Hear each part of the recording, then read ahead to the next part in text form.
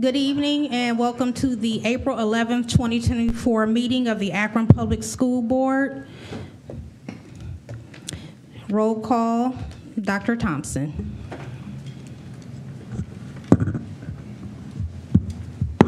Mr. Alexander. Present. Ms. Autry. Present. Ms. Hall. Present. Ms. Jackson. Present. Present. Dr. Molnar. Present. Mrs. Sykes. Present. We have 6 present, 1 absent. Thank you. And if you are able to stand, please do so. Vice President Jackson, could you lead us in the pledge? I pledge allegiance to the flag of the United States of America and to the republic for which it stands, one nation, under God, indivisible, with liberty and justice for all. Thank you. Next on our agenda, item 1.3 is our Superintendent's Book of the Month Club winners. Dr. Robinson. Thank you, President Archery, board members. In March, the beginning of spring, we had some amazing top APS readers in elementary, middle, and high school that I'd like to recognize this evening. I'm pleased to announce the top readers for March. For elementary, we have Cyberling kindergarten student Blake Heflin, who read 30 books. Is Blake here tonight?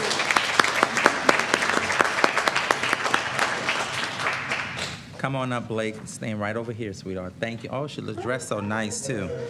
For middle school, we have 6th grader Jasmine Mendoza from NSCLC. Dressed so nice, with 22 books that she read. Wow. And finally, we have Sophia Michelle, or is it Michelle? Michael? Okay. A 9th grader from STEM is the top reader in high school. She read 8 books. Wow.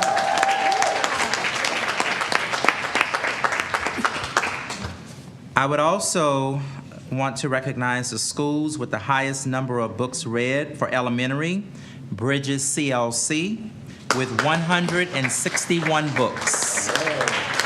For middle school, Ennis Middle School with 78 books. And for high school, we have North High School with 350 books. Again, congratulations to the top readers in schools with the highest number of books read. Thank you to the principals, to the teachers, to our parents, to our librarians, and to the community for encouraging our scholars to read. Thank you again to ACME for their continued partnership with APS and the generous donations that they have provided to our winners, $25 gift cards to our top readers, which is greatly appreciated. Thank you. Blake? Blake, is it? Okay. Very good. Thank you. Wait a minute, sweetheart. Jasmine? Okay. Cecilia? Is Bridges? Thank you. Absolutely. Ennis? Thank you. So can we get a picture? Our families, can you come up? You're welcome to come up with them. Come over this way. And you can hold your stick up. Yes. Come right here. Maybe go over to the front. Come right here.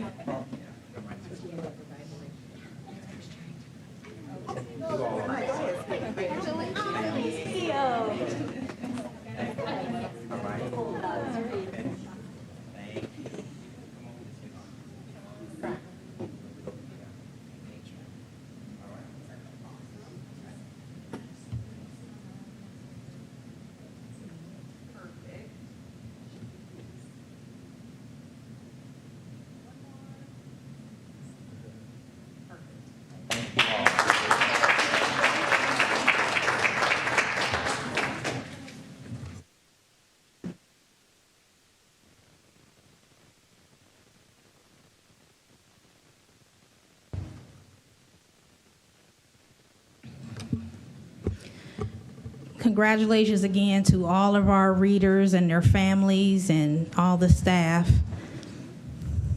Thank you.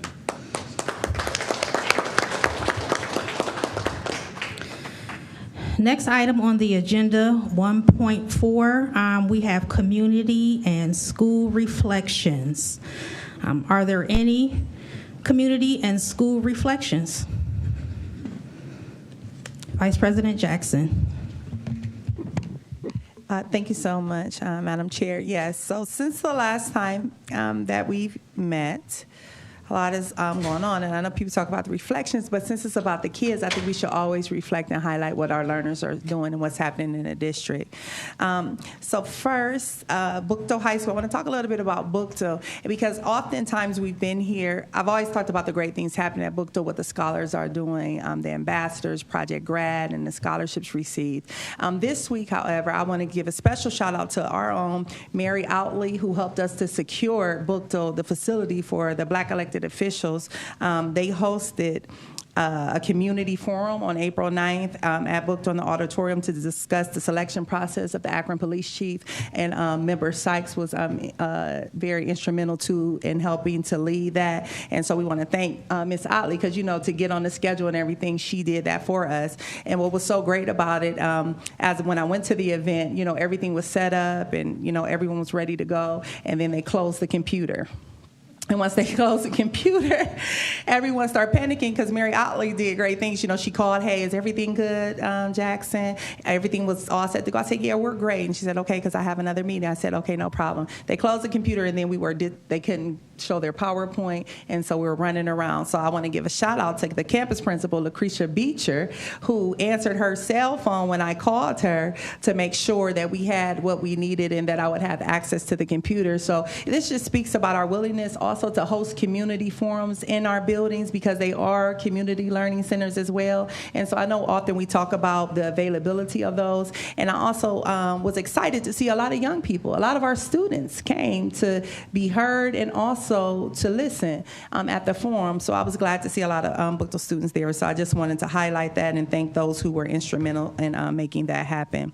Additionally, President Autry, you and I were there, as well as the superintendent and many of Central Office, Chief of Staff Carter, Marcy Ebright, and others were there as we went to ECLC for the unveiling of the Bridgestone storefront.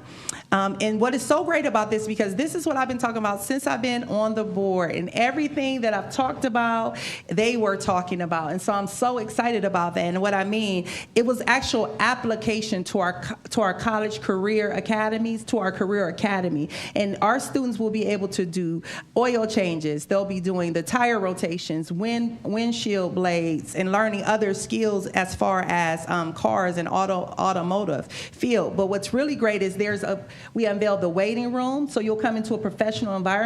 So the students aren't just learning the application of the service, the repair industry, but they're also learning the customer service component. And when I teach financial literacy, and this is something I'm passionate about in entrepreneurship, you must be able to sustain your brand or a building, right? And so this is one of the programs. Is somebody calling us? Oh. Okay, well, that's it. I didn't know. Okay, and that's all. I'm going to respect the time. Are there any other community and school reflections? Member Hall? We're gonna gotta make sure we can get it all out. Thank you, Madam Chair.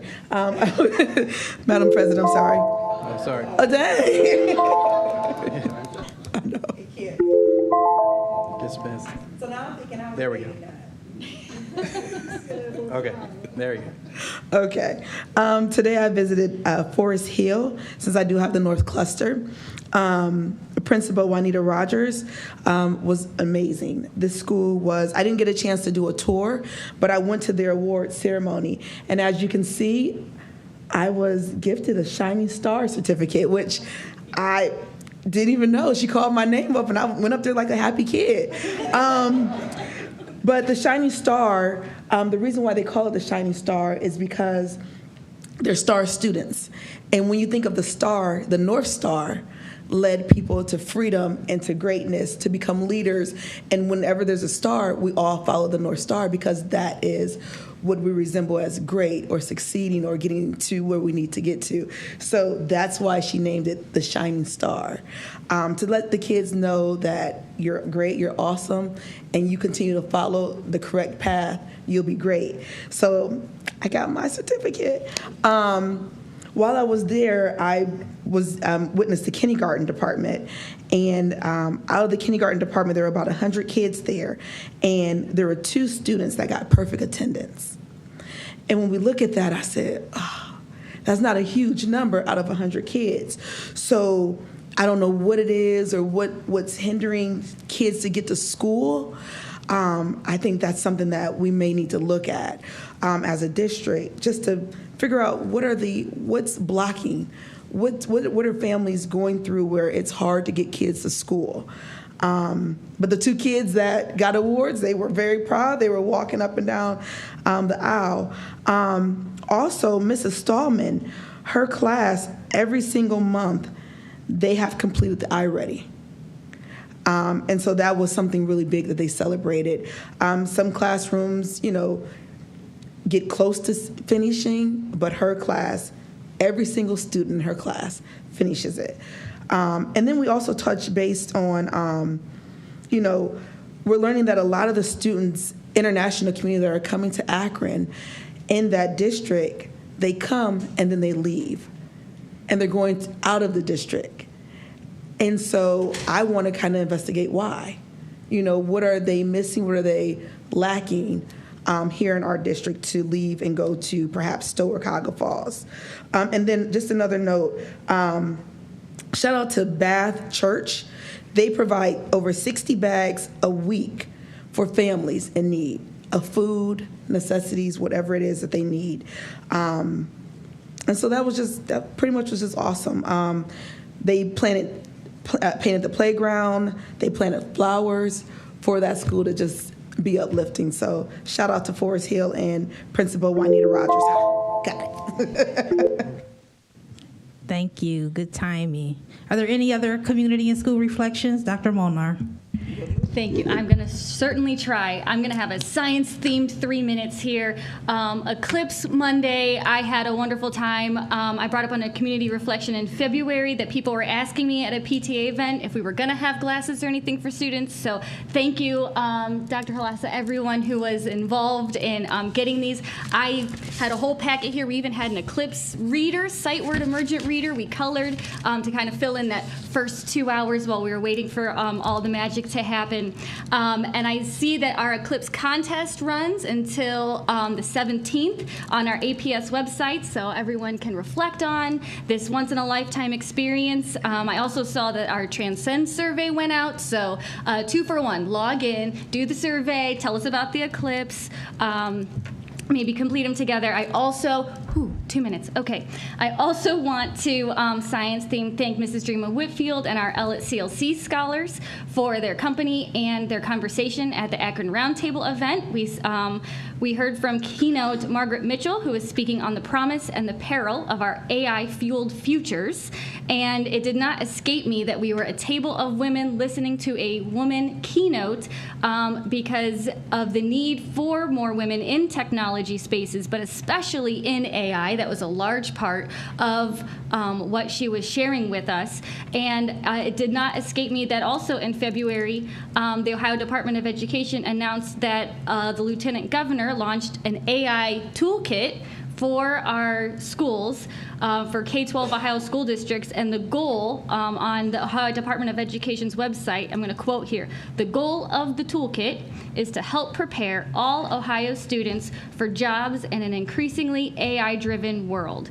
And so I know Mr. Hanshaw, one of the first things that he brought to our legal policy committee was the opening up the APS policy to allow for students to use these tools while also, very importantly, protecting student data, protecting privacy. And I, as a reflection here, would love an update, possibly maybe in an instructional policy committee meeting or something, about the AI-driven learning experiences that we have for the students, because I know at the table of ELIT scholars I sat with, they had a lot of questions about ChatGPT and things like that. So I'd love to hear more about what we're doing there, especially since we purchased the Chromebook charging carts to keep the laptop or the Chromebooks in the district over the summer, so students won't have the computers over the summer. But we talked about maybe a policy to allow some students to do that so they could continue to learn and explore over the summer. So 10 seconds. Lastly, good luck to everyone next week for the OSTs. Thank you, Dr. Molnar. Mr. Alexander. Thank you, Madam President. Yesterday, we know that the mayor had the State of the City yesterday, and I just wanted to highlight there were a couple of our kids who were participating there. A number of our board members and the superintendent were there as well. But there was a young lady who did the Pledge of Allegiance by the name of Christian Nurse, who did the Pledge of Allegiance last night, did a good job. There was a young lady who did a poem, Tamika Taylor. She is one of Akron Public School students as well. And then we had a dance performance by a group of young men called the Black Beans Dance Crew, and they did a very good job of dancing and showing the culture and nationality last night. So I just wanted to highlight those individuals because they were part of what the mayor had last night in his event, and I want to thank him for having Akron Public Schools being part of that. Thank you. Thank you, Mr. Alexander. Okay. And so I'm going to start my mad dash for 3 minutes. So since we last met, I had the opportunity to attend Make a Joyful Noise, which was a district-wide event held at Bookville CLC, and staff and students alike came together and shared a joyful noise. It was very inspiring. It was very touching messages through the songs that were presented to us, and it was just really nice to see all the employees and students come together and share that music with us. And so special shout out to our arts person, Don Wilson, I know, who was instrumental in putting that all together. Also, since we last met, I had the opportunity to visit STEM High School. Amazing student ambassadors, Ryder, Sierra, and Charlton. They were awesome in showing me around and explaining the different parts of what they do at STEM. And also, they were mostly getting prepared for nationals as they're going to the robotics championship at the national level, so they should definitely be commended. And then they were also packing and getting ready for their move, and they're really excited about that. It was also mentioned about the Bridgestone Firestone storefront soft opening. Thank you to Bridgestone for that partnership and keeping that active at ECLC. And then I had some visits actually this morning. I was able to visit Resnick CLC, and I had, again, awesome student ambassadors, Augie and Leah, 5th graders. They took me around, showed me around, and then they just kind of let me go, and I decided to go into the lunchroom, and it was amazing in there. And they asked me, did I want to talk? I'm like, well, if they, are going to be able to quiet down and hear me, absolutely, and they did. And so I introduced myself, explained who I am, and I told them that you guys are my boss. And do you know they clapped for almost 3 minutes? They love hearing that, but they were an amazing group. It made my day. And then right after that, I was able to go visit Krause CLC and visit with Principal Bruce over there, who's doing an amazing job. Her staff just ranted and raved about her. And I just wanted to thank her for all that she does. I know she's recently returning from a health injury, health concern, and she's back and she's amazing. And they're doing the Leader in Me over there at Krause, and it's just an amazing culture over there. Those students are doing well. And then I ended my day at Garfield CLC. Aiden Mercado, thank you for guiding me around. It was amazing. I got to see their new criminal justice pathway, and they love it. So that concludes my community reflections. Next on the agenda, there are no recognitions or requests to address the board at this time. We will move on to the superintendent's report. Dr. Robinson. Thank you, President Autry. I want to say happy birthday to Mrs. Sykes, whose birthday will be on tomorrow. So there's something about board meetings and board member birthdays that just seem to be coinciding. But I want to also acknowledge National Counseling Awareness Month, our assistant principals, paraprofessionals, librarians. This is Library the Week Month, Volunteers Recognition Day, our Kindergarten Day, Earth Day, our administrative professionals, and National Great Poetry Reading Day. I also want to let our staff know that I will be sending a personalized message, but I just want to say thank you to our assistant principals and our librarians, our paraprofessionals, our counselors. We cannot do the work that we do without you, and so thank you so much for all that you do and all that we don't even see that you do, but thank you. Just a reminder to our parents, again, please, when it comes to inclement weather days, please check our website. Thank you to Mrs. Dr. Wilson for the Make a Joyful Noise. I attended that when I went to her with the vision for that.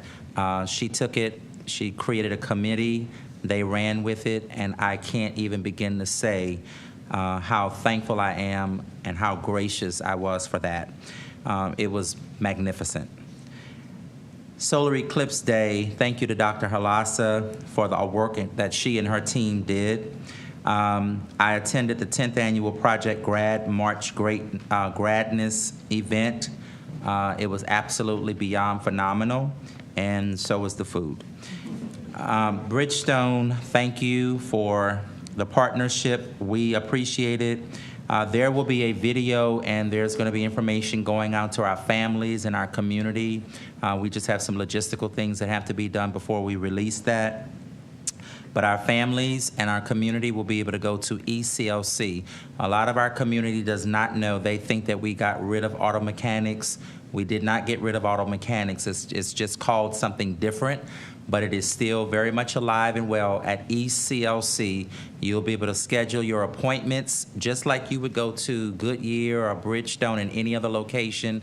You'll be able to call, get your appointment scheduled to get your car serviced by our very own scholars. And today I had the opportunity to attend the Akron Zoo Community Awards. Our scholars were a part of that. Isabella Heiser received awards. Jerome Moss, these are people that work with us, received awards. And she's one of our scholars who is at STEM High School, Isabella. So I was very proud of her. Thank you to GAR Foundation, who also received an award, and Nicole Mullet, who received an award. To our students, our scholars who are getting ready to embark upon testing, please do your best.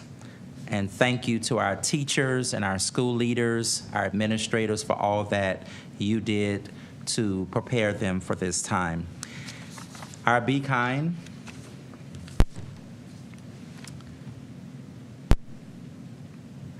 I wanted to take a moment to express gratitude and appreciation for kindness happening in the Bookville community.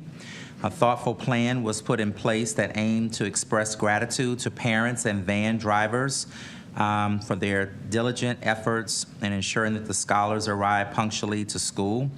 A donut giveaway during drop-off time. And so kindness is at the heart of our community. And events like this remind us of the importance of coming together to show appreciation for one another. Together we can make APS a place where kindness flourishes and bonds grow stronger. Thank you so much. That completes the report. Thank you. Thank you, Dr. Robinson. Are there any questions?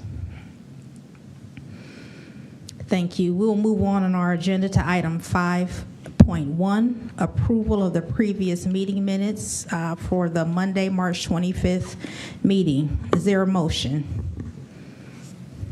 So moved. It's been moved by Member Sykes. Is there a second? I'll second. seconded by Member Hall. Is there any discussion? Seeing none, roll call, please. Dr. Thompson? Mrs. Sykes? Yes. Dr. Molnar? Yes. Mr. Alexander? Abstain, I wasn't here. Ms. Autry? Yes. Ms. Hall? Yes. Ms. Jackson? Yes. Motion carries 5-0 with one abstention. Thank you. Next, we will have our personnel recommendations. Dr. Robinson. Thank you, President Autry. I wish to recommend approval of the personnel recommendations presented in categories 6 through 18.1, please. Thank you. We have before us a recommendation to approve these personnel recommendations. Is there a motion? So moved. It has been moved by Mr. Alexander. Is there a second? Second. It's been seconded by Member Sykes. Is there any discussion? Seeing none, roll call, please. Dr. Thompson? Mrs. Sykes? Yes. Dr. Molnar? No on 11.4, yes on the balance. Mr. Alexander? Yes. Miss Autry? Yes. Ms. Hall? Yes. Ms. Jackson? Motion carries 6-0. I didn't. With- You didn't hear me say anything. Did I miss you? You did. You said Ms. Jackson, and then I didn't say anything. You said motion carries. That you just telepathically told me that. Okay, I'm sorry. Miss Jackson? No. Yes. My apologies. Motion carries 6-0 with one abstention. That would be 5-1 on 11.4. Thank you. Or, I'm sorry, not abstention. It wasn't an abstention. It was a no. I'm sorry. On 11.4. Thank you. Next is our consent agenda. Dr. Robinson. Thank you, President Autry. I wish to recommend approval of the resolutions and motions presented in Category 22. They are in proper format, and I move for their approval, please. Thank you. Is there a motion to approve the consent agenda? So moved. It's been moved by Mr. Alexander. Is there a second? Second. It's been seconded by Vice President Jackson. Is there any discussion? Seeing none, roll call, please. Dr. Thompson? Dr. Molnar? Yes. Mr. Alexander? Yes. Miss Autry? Yes. Miss Hall? Yes. Miss Jackson? Yes. Mr. Perry? Or excuse me, Mr. Perry's absent. Mrs. Sykes? Yes. Motion carries 6-0. Thank you. Next is our business affairs recommendations. Dr. Robinson. Thank you, President Autry. I wish to recommend approval of the business affairs recommendations presented in Category 24, please. Is there a motion to approve the business affairs recommendations? So moved. It's been moved by Mr. Alexander. Is there a second? Second. It's been seconded by Dr. Molnar. Is there any discussions? Seeing none, roll call, please. Dr. Thompson? Mr. Alexander? Yes. Miss Autry? Yes. Miss Hall? Yes. Miss Jackson? Yes. Mrs. Sykes? Yes. Dr. Molnar? Yes. Motion carries 6-0. Thank you, Dr. Thompson. Next on the agenda is President's Report. And so I first want to acknowledge the many donations that we have received that we've already voted on, but I just wanted to thank the individuals who continue to support our scholars and also the churches and different organizations for various things, field trips, supplies, dinners, and just journals to help with writing. I just wanted to acknowledge all of those individuals. And then also thank our partners who continue to support us through grants, the Akron Community Foundation, has awarded us a grant again. This is something we already just approved. The Cleveland Touchdown Club as well. GPD Employees Foundation also has given us a grant, and the Martha Holden Jennings grant to educators for resident CLC. So thank you for those grantors and our partners for continuing to see the value in us and to support us in this way. I also wanted to bring to my colleagues' attention that coming up on April 23rd, Ohio School Board Association is sponsoring a legislative conference in Columbus, and it is an opportunity for us to convey our district needs and to also share our priorities to legislators and kind of humanize our issues in person. And so that is upcoming. If that is something that you are interested in, please let Nina know by next Thursday, a week from today. She would need to know that. Also, just a reminder, a week from today is our rescheduled training at 5:30. And then lastly, I just wanted to share with my colleagues, although we are not doing any voting this evening on levy issues, in light of our last board meeting and the presentation around that, I think it's really important that we continue the discussion around that. Because although it might not be the perfect time or climate for that, that does not mean that we don't have a need for those operating funds. And so I think there's things that us as a board are in position to do so that we can educate our community so that they can understand our needs and build trust. And also just understand that they are part of the public. They are the public in Akron Public Schools. And so I just think it's important to open up discussion, questions that still might be outstanding since our last meeting and presentation, things that you may have gotten inquiries about since our last presentation. I think this is a good time to keep the conversation going as we consider levy talks moving forward. So I just wanted to share that and open it up for any other board member who may have questions that they've received from our constituency. Vice President Jackson. Thank you, Madam Chair. I received a great deal of questions around the ask of a levy, our need for money. And it appears that within the community, there is a great deal of mistrust on the ability for this board to not only work together cohesively, but also there's been some question about the fiscal responsibility of the board. And so when I keep hearing this about the fiscal responsibility, and it's even come up here from members addressing the board, I asked for some more clarity and some insight, because I believe, since I've been on this board, that we've been trying to address the financial business of the district with fidelity and being very intentional. And so some of the things that's been said, and we know it's been said also on the mic here from community members, is dealing with the fact that they don't believe that we're being clear and transparent with our numbers and how are we in this place.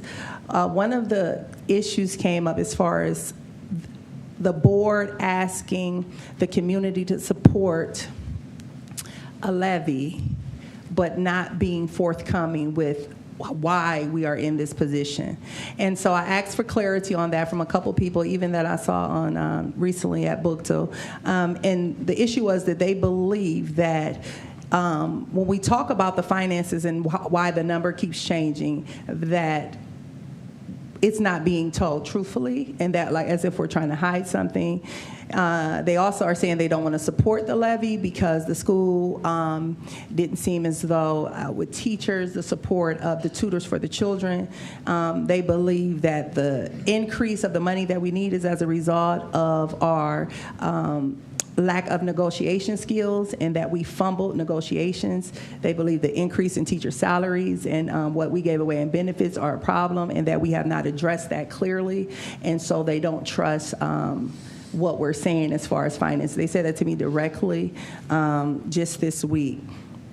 And so I didn't have a clear answer. And they also asked me about the variance from when I was engaging with you, Mr. Treasurer, about what are the variances? Can that be pulled out to be more specific?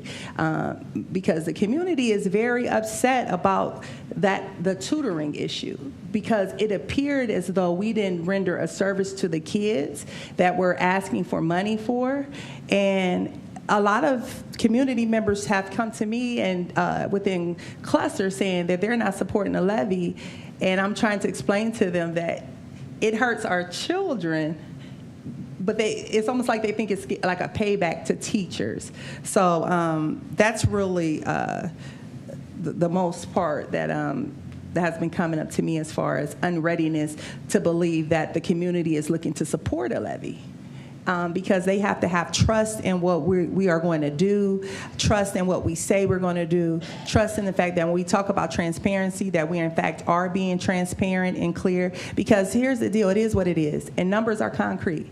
And when you lay the numbers out, this is what it is, this is where we're at, and this is where we need to go. And I didn't feel equipped to properly articulate that any different than we discussed in open meetings. So that's a lot of what I've been hearing, that they are not supporting a levy. And so when I hear things like that and different rationales, because it's more, but I want other of my members to speak, that is this a time for that? Or do we need to build community trust and do the work and come back again? So, Thank you, Vice President Jackson. Is there any other feedback? Madam Chair. Member Sykes. I don't know if this is feedback or not, but I just want a point of clarification. So is the treasurer going to provide an overview of information tonight from questions that he may have received? Yes, so he is ready and poised to present updated information from our last meeting, but I also wanted him to take this current feedback, because I know we have a finance meeting, I think on Monday, so that we can continue to just answer these questions as they come about as we are deciding how to move forward. Thank you, Madam President. I'll just withhold any comments or questions I have for the treasurer at the time that he presents his presentation. Thank you. Thank you. Are there any other comments? Member Hall. Thank you, Madam President. So I've heard similar stories that you were stating, Ms. Jackson. One thing, I don't think the public understand that there's two levies, one operation and one for North. So I think we need to make that clear, because if we don't, they both could fail. Also, people want to know, how did we get here?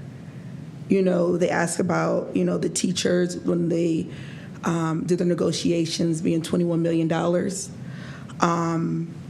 And also, what I'm finding out is that there's teachers that are working in the administration building here that are still on the teacher's salary, that are still getting the teacher's raises and things like that, but they're not in the classroom. So what does that look like far as the dollar amount being spent?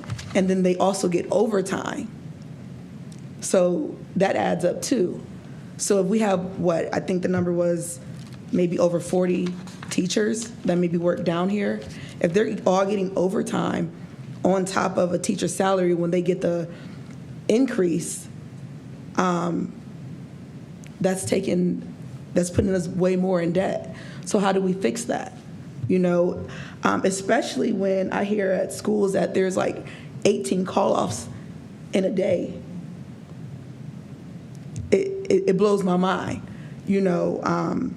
So we just need to be more clear. We need to let people know exactly what the levies are for, because I'm hearing people will support North being built because that's a need. Those kids need an opportunity to be taught in a safe environment, a clean environment, and just, when you go, if people haven't been, check out North. I mean, the ceilings are practically falling down, and classrooms had to take over an old gym, to my understanding. So these kids are not having the opportunity to learn in a learning environment, because anytime they can walk down the hall and something can fall from the ceiling, that's not safe. So if we're going to do it, we need to do it right, and we need to tell, like Ms. Sykes says, our story, but we need to tell it correctly. And we need to tell how we got in this position before you ask for money, because I'm a voting citizen too. So I want to know also how we got here before I give up more of my tax dollars, because everything is raising nowadays. So we want to make sure that we're spending our money on what is needed. Thank you. Thank you, Member Hall. Is there any other? Dr. Molnar?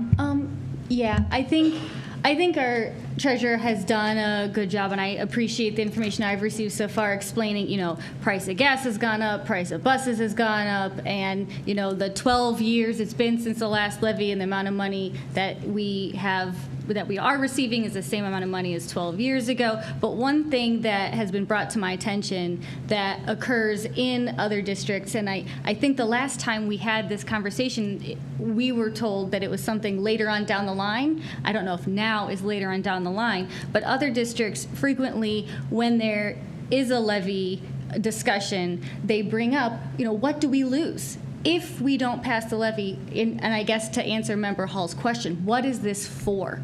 What are we getting? What might we lose? So North High School is a building, right? If we don't have enough money to build the building, we might not be able to build that building. And so I think what I'm hearing the community might be asking, what is this for, and what might we not be able to continue to provide if we do not receive this critical funding? Thank you.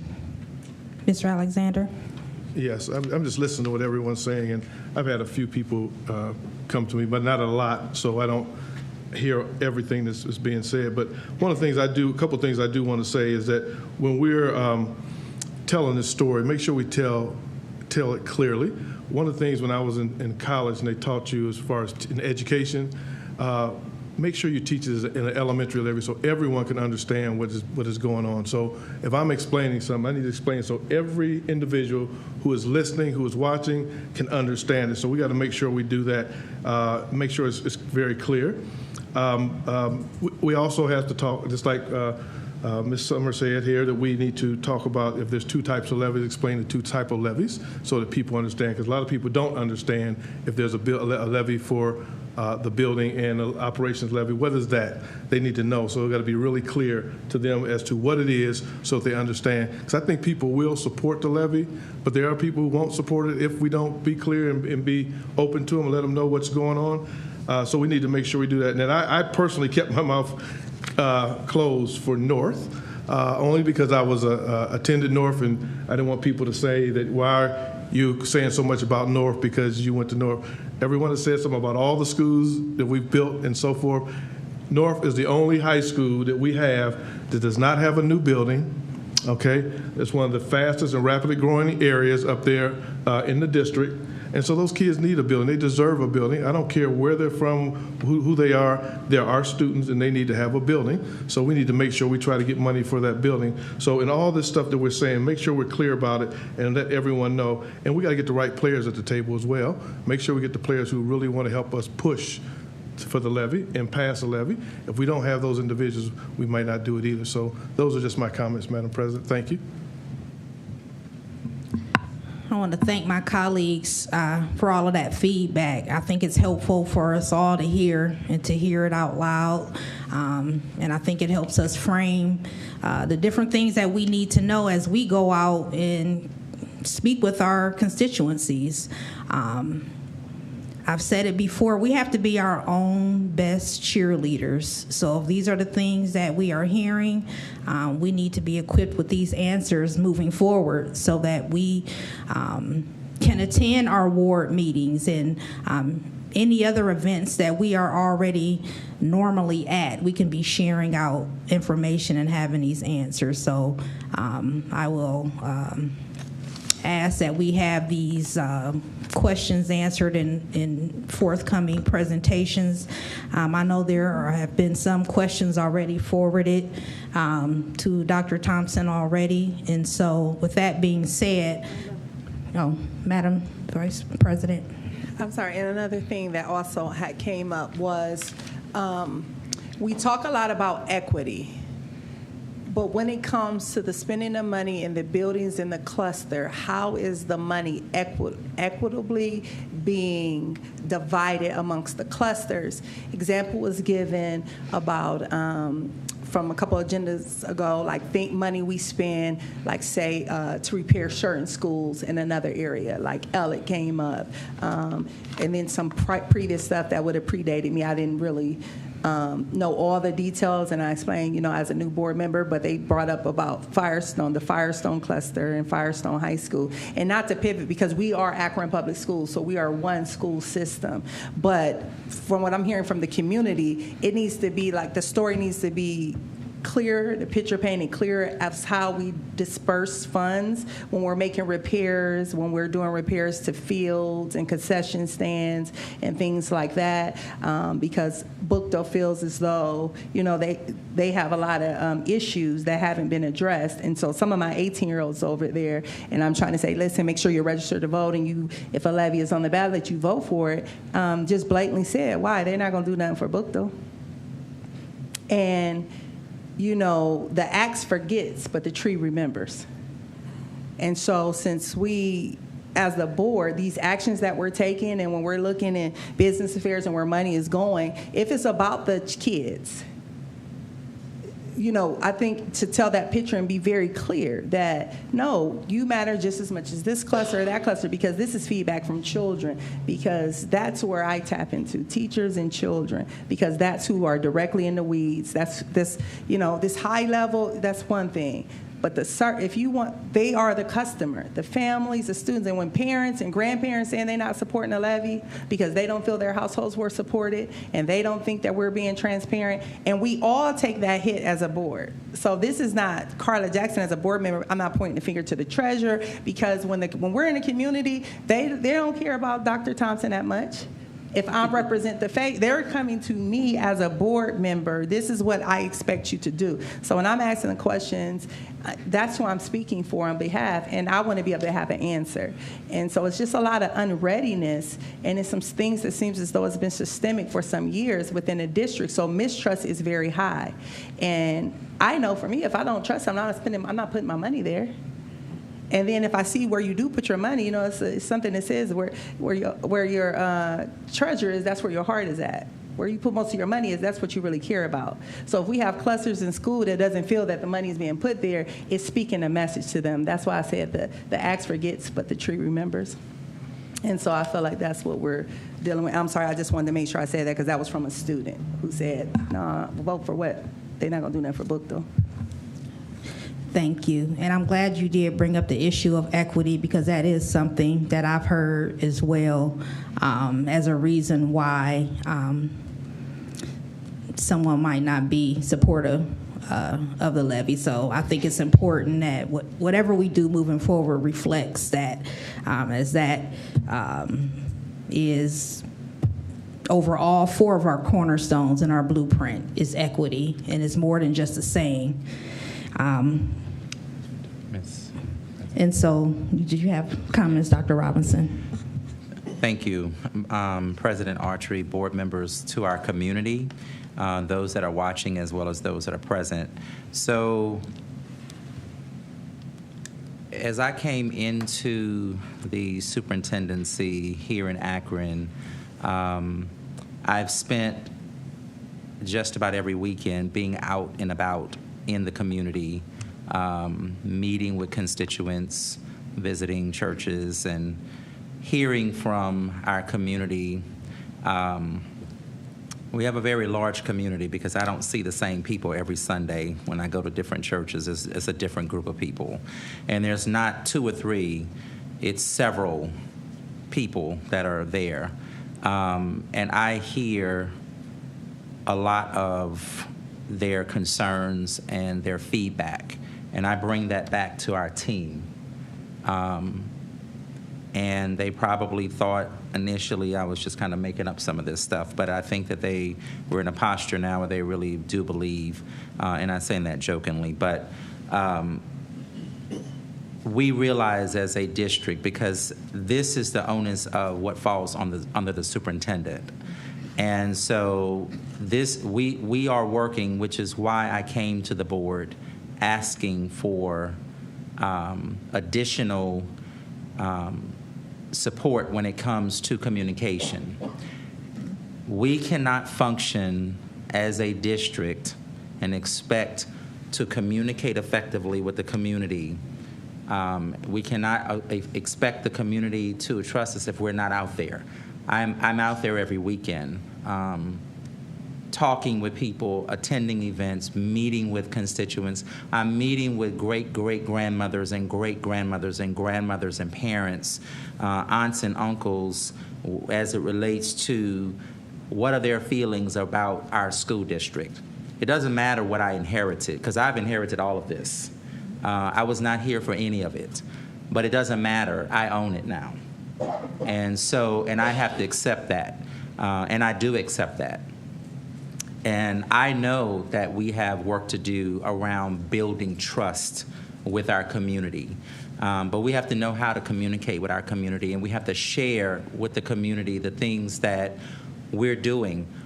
Akron Public Schools, if I had a child to go to one of our schools, we have awesome schools in every cluster.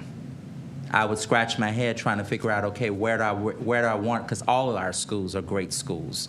We have phenomenal programs that are happening in our schools. The one thing that we don't do well is we don't tell our story well. And this is something that I have communicated to you as board members. I am very clear about that when I'm out with the public, because one thing I'm not going to do is I'm not going to sugarcoat it, I'm not going to lie, and I'm not going to fake it till I make it with the public, because if we're not doing something well, I'm going to own that. And communications is a piece that we need to work on.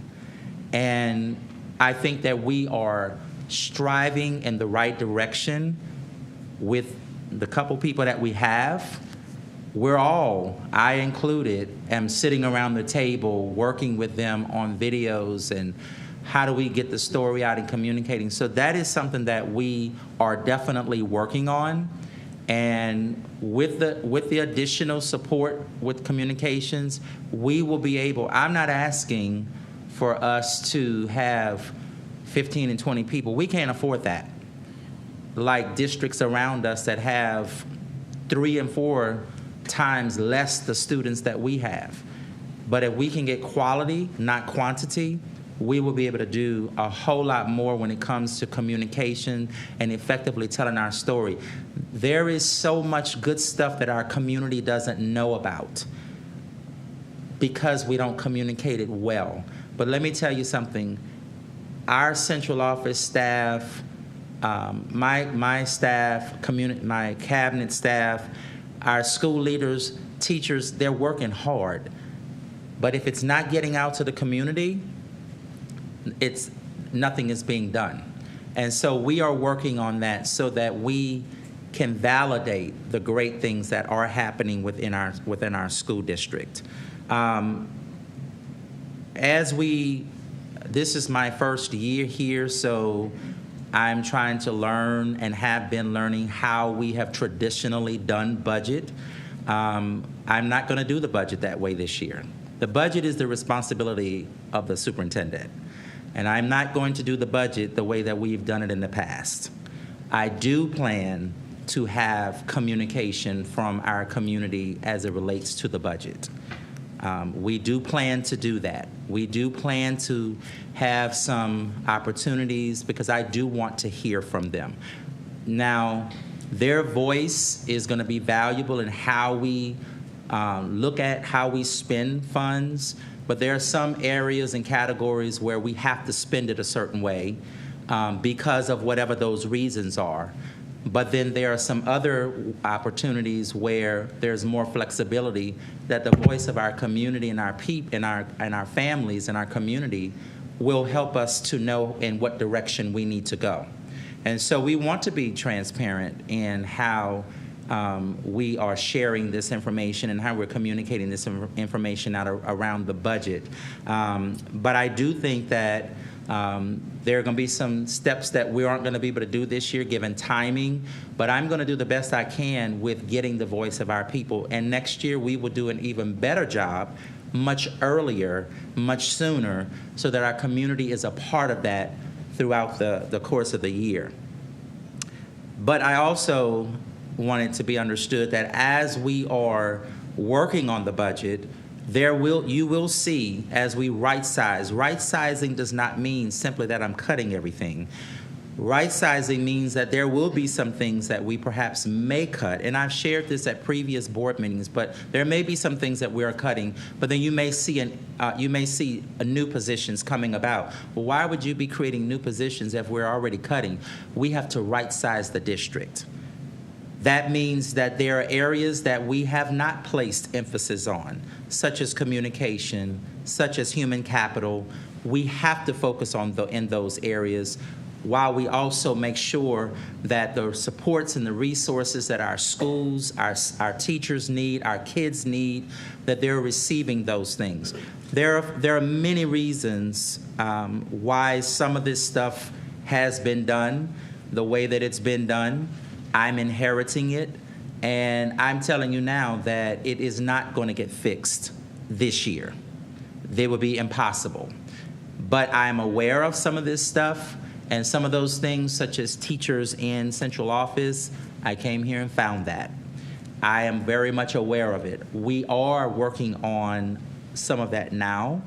There are a couple of those positions. That's why I brought those positions to the board, which were approved, thank you, because they will be moved off of teacher contracts and onto a regular contract, because that's where they are. But I came and found that. And I was really trying to get it all done in 1 year. And I had to stop and tell myself, my grandmother used to say, haste makes waste.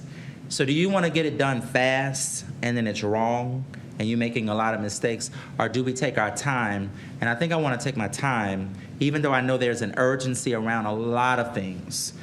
But I know that in this year, next year, maybe even into the third year, there will be things that we are right-sizing, fixing, correcting, changing, and we didn't get here overnight. This is what I found, but it does not matter. It's what I have inherited, and we are going to, over time, fix it, and we're going to be transparent with the community and with our employees as well, because they too matter, which is why I said I would do systemic informational meetings where I'm meeting with employees and sharing information with them that they need to know about, and then I'm also sharing information with our community that they need to know about. I'm thankful to the ward people, our council people, that have allowed me to come to their meetings. And I've been able to we've had a great time at each one of those meetings, sharing with the community. They've been able to ask questions. I've been able to, and we've been able to share that information. And they walk away with a better understanding of who we are as APS. But that takes time. That I make that effort to do those things and to go out into the community. In terms of the engagement and the clarity, we do need to ensure that we are engaging, and that's what I've been spending this entire year, meeting with people, doing roundtables, engaging with constituents, so that I get an understanding of who we are, that I found us to be as APS, but what is it that you want? And where do you want us to go? Where would you like us to be? And that's why we have the Blueprint for Excellence. That's why we spent so much time engaging the community around it. And again, thankful to the staff that much of the work had been done when I got here. And we were able to bring that information together. But yes, when it comes to the budget, there will be cuts. We are no longer using ESSER. We no longer have ESSER dollars. That was liquid money for only a short period of time. That money is not here anymore. We might be on the tail end of spending the remaining amount of it, but that money is now gone. What do we have to do? Because all of those things that were on ESSER are now on the general fund. And we have to determine, what do we keep? Why do we keep it? What do we postpone cutting this year that we may, because I don't want to decimate an entire system in 1 year. This is going to take some time, because it's going to take educating even our employees around some of the stuff that we have here and why we may not be able to continue to have some of it, or it may be such that we may have to cut some of it in portions and halves and fourths, or whatever that might be, whatever that may look like. We're going to have to look at equity when it comes to our buildings. There may not be a one-size-fits-all for some of the stuff that we have here that may be reduced, but in some buildings it is a need, whereas we look at those buildings in terms of their school improvement status. So I want to sort of address some of the concerns that were brought up from our constituents, from our families, from our community. This is not going to be easy. And when I'm making decisions around what it is that we're going to cut, I'm thinking in terms of how would I think as a teacher? I am a teacher. I've been a teacher. I've been a school administrator at all 3 levels. What am I thinking about as an elementary principal when I'm looking at class sizes and our kindergarten classes? What are those class sizes going to look like?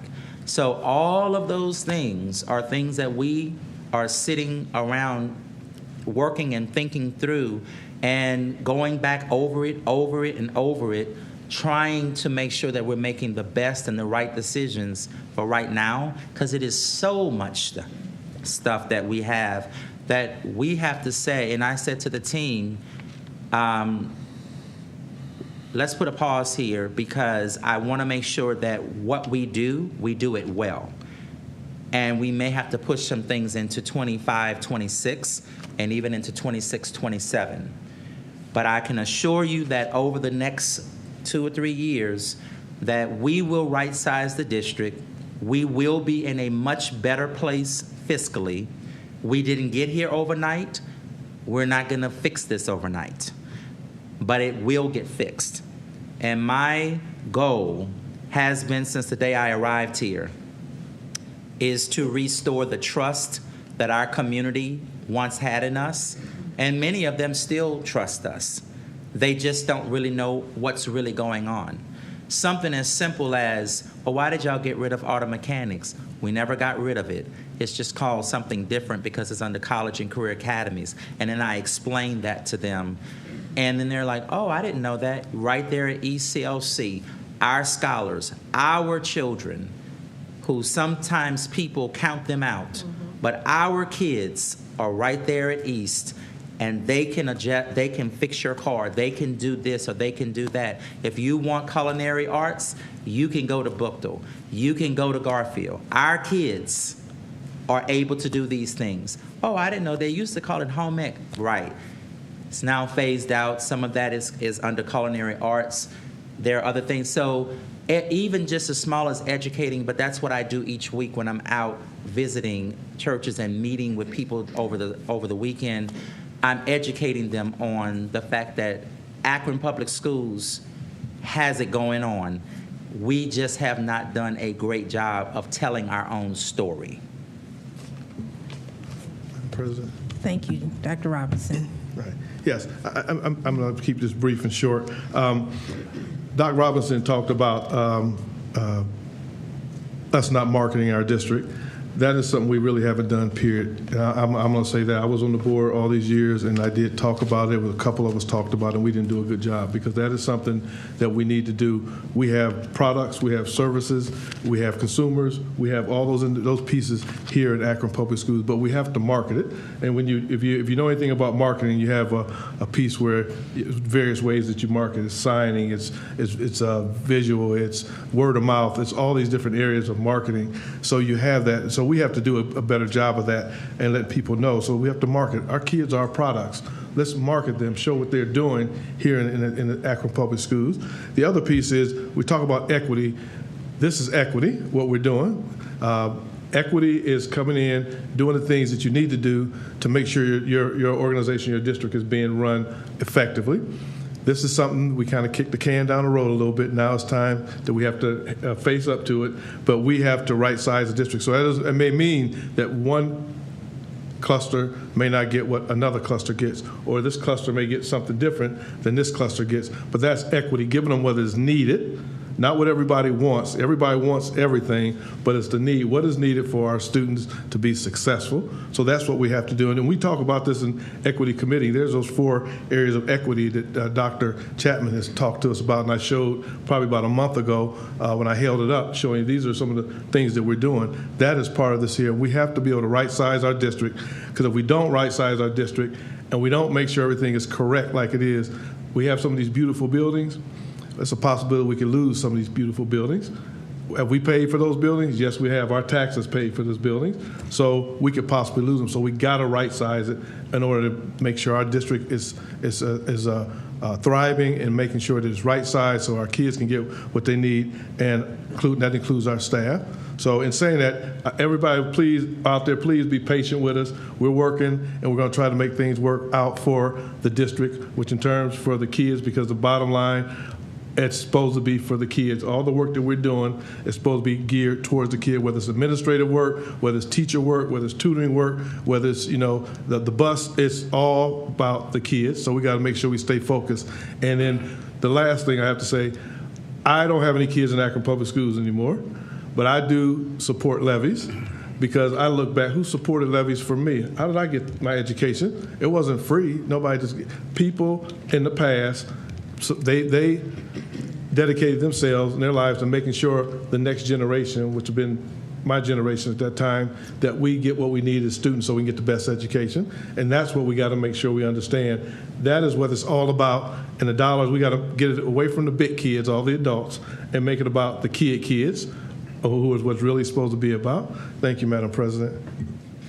Thank you, Mr. Alexander. And so just to kind of wrap up this discussion, I do just want to piggyback on what you said about remembering that somebody did vote for a levy for our education here around this table. I think one of the important pieces that we need to educate the community on is how public schools are actually funded. I mean, that needs to be clear, because I was that person before I got on the board who didn't understand, well, I'm not going to vote for it because I don't think we're going to get what we deserve. Not understanding that, you mentioned payback. Who is that really getting back at? That's getting back at the whole community, because if it's Akron Public Schools, who is the public? We're the public, right? And we have to take care of what is ours. We have to cherish what is ours. And I know I said a lot of this in January at our very first organizational meeting. And it seems like it's just circling right back to that relationship building and cherishing what is ours. You can't buy a house and then not take care of it. You see things that you have to do to keep it, functioning properly. And we have to look at it as a public good, because it's ours.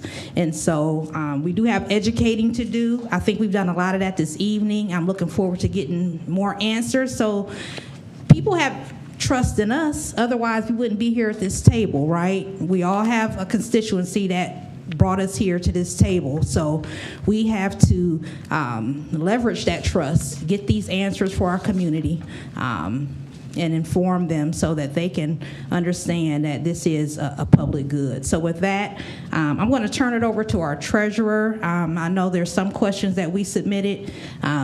So if you want to answer, anything that you can tonight, but if not, moving forward for Finance Committee, some of these questions can be answered.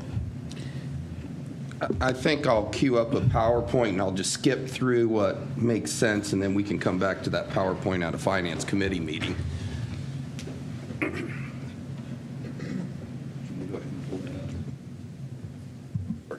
So smart. President Autry, members of the board, community, I'm just going to take a little bit of time to kind of highlight some of the things that we're looking at, try to give some answers to some of the questions that I've known about previously and that were mentioned today, just so that we can make sure we got to get clarity here before we can get clarity out there. So that's something that I think that we need to work our way towards. So these were just some of the things that I put on that I'm hearing pretty consistently that I think address some of the issues that were talked about today. So some of the questions that have come up, some of these questions were actually on the internet, but our local property taxes just jumped up. Tighten your belts, APS, I'm voting no. Did people's taxes jump up? And the answer is yes, they did. Did APS receive any additional dollars from those increases in your local property taxes? And the answer is no. And I'll explain why that is in just a minute. But the answer is no. It went to other entities other than public education. You guys are always asking for more money as you continue to waste it. Okay? Are we wasting dollars? That's a primary question. I can tell you that in my 27 years in public education, that's a consistent comment that's made. We'll address that. Our taxes go up every year. Do a better job managing your money, APS. I'm going to address that on a slide here very shortly. Because the fact of the matter is, your taxes may or may not rise every year, but taxes, your local property taxes for public education have not gone up since 2012. Make your schools safer and maybe kids wouldn't leave the district. Get it together, APS. That's fair. That's a fair question, right?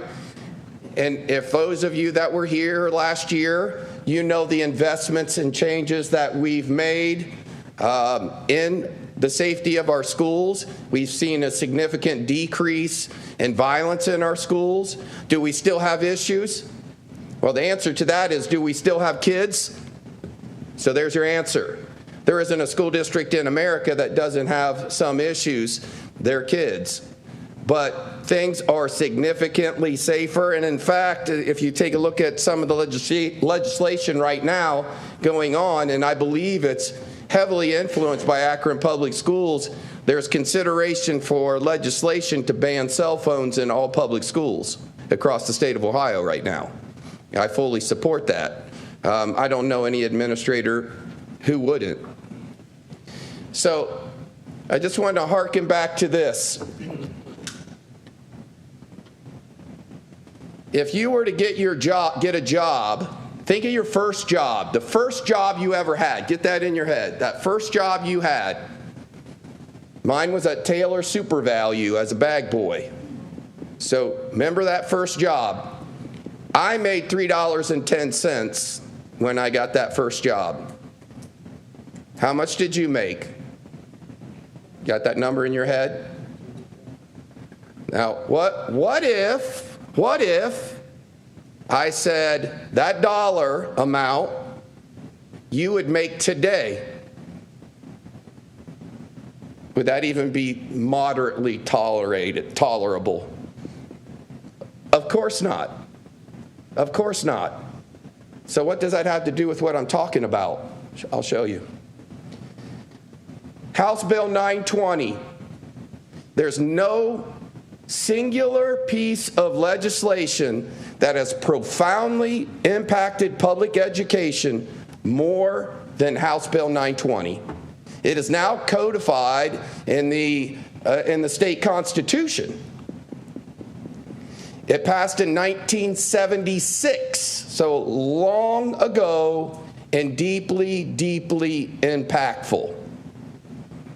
So what was going on in 1976?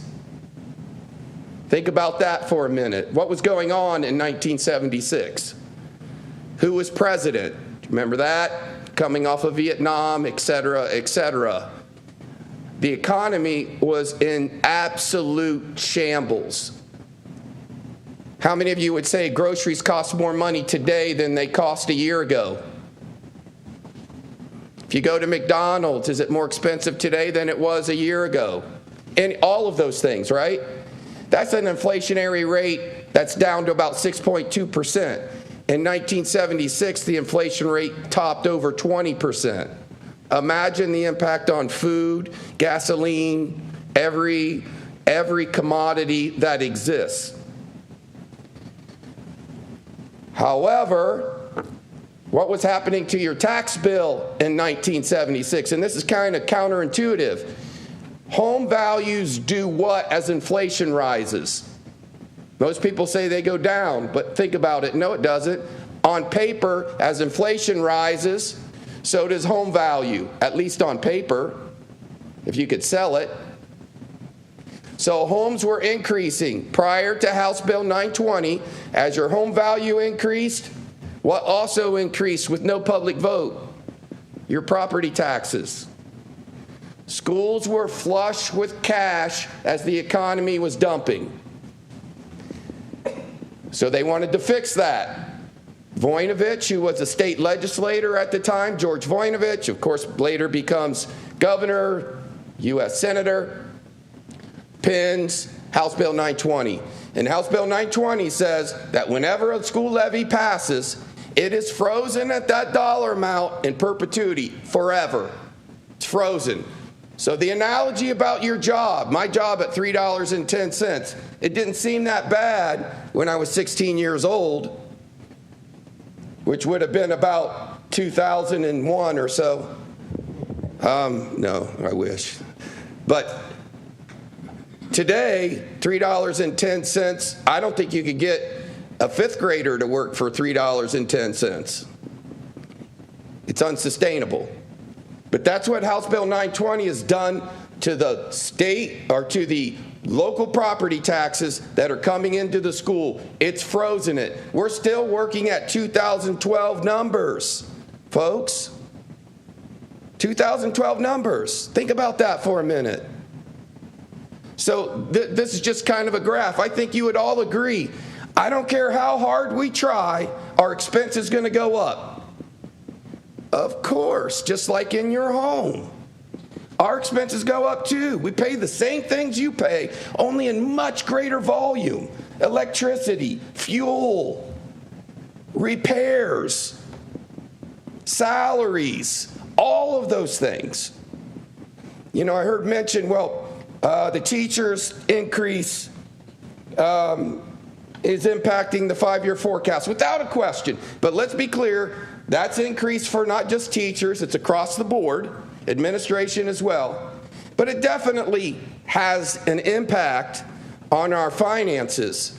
But it's one piece of the puzzle of our finances. Yet I don't think anyone would expect the administration, teachers, custodians, or anybody else to stay flatlined forever. So our expenses are rising. We can alter that to some degree, but there's no way we can flatline expenses. Physically impossible. But because of House Bill 920, our revenue is frozen. Every school district in the state goes through what's called boom and bust. Pass a levy, get more money than you actually need, keep it in reserve, because we know the axis will cross. And when the axis crosses, we go into deficit spending. In business, you wouldn't do that, but we're not a business. We have some things that are relatable to a business, But we're not a business. We operate different. We're funded differently. We go into deficit spending, which we are in currently. And we eat into our cash reserves for as long as we can to still keep our head above water so that we do not go back to the taxpayers with any regularity. In the state of Ohio, the average is 4.5 years. Every school district's on the ballot for new money every 4.5 years. We haven't been on the ballot since 2012. You didn't get there because we were wasting money. So there are 3 types of levies. And so let's be clear about what we're suggesting. Okay, so what's a property tax levy? That's just a collection based on commercial, agricultural, and residential property. It's the tax that you know and you're very familiar with. It's just a general operating levy. Our general operating levies are what's called continuing, meaning once they pass, they stay on the books. You hear mills. I know even when I was a principal and I heard the word mill, if you would have asked me what a mill was, I would have said a million. A mill is not a million. It's millage.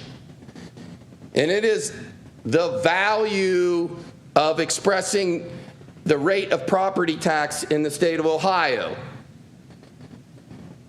So what it is 1/10 of 1% of your district's total property valuation. So a mill is defined the same in all schools in Ohio, but every single school district is going to actually collect the dollar amount they get from a mill will be different in every school district because everybody's total property tax valuation is different. It's complicated, I understand, but it's 1/10 of 1% of total property valuation. And right now, one mill collects roughly $3.2 million for us here in APS. And that'll change. It could go up, it could go down. Generally, it doesn't go down much. But one of the things that we've seen in Akron is declining population, both in the city and in the public schools itself. That all negatively impacts our funding. So again, a general operating levy, what's it used for? What do you use? So the question was asked, well, what's this money going to be used for? So there's 2 levies that we're proposing, or at least on the table for discussion right now. One is a general operating levy. So that's used for exactly what it says up there. Salaries, supplies, health care, equipment, utilities. That's primarily what it's being used for, to run the day-to-day operations of the school district. And then a permanent improvement levy, which is not on the ballot, but we do have a permanent improvement levy that collects money that's used for anything that's expected for a life expectancy of 5 years or more. Can't be used for salaries, can't be used for health care. It's used for stuff that is tangible, that has a 5-year or more life expectancy. Now, the one levy that we are proposing also is a bond issue. A bond issue. What does a bond issue used for? A bond issue is used to generate the money to pay for a permanent structure, like North High School. So the bond amount we're asking for, or I would propose to the board, if that's the direction that the board chooses to go, is 1.3 mils goes towards the construction of North High School. So how do you build a building? I mean, where does it come from? Well, the community votes yes, so the funds are there to back the loan. It works just like your mortgage. We take out a mortgage for 35 years. The interest rate drives, of course, what we end up paying back, just like it does your home. If you were to buy a new home right now, you know it's going to cost you a lot more money than it would have 5 years ago, based on interest rates. And that money can only be used to retire that bond issue. And then as soon as that bond issue is paid for, the 1.3 mils falls off your taxes. That's how it works. So what is currently proposed is a general operating levy to pay for operations, a bond issue linked. So make sure, it's really important you get this part. It's one vote. You could separate them out. I wouldn't recommend that. You could.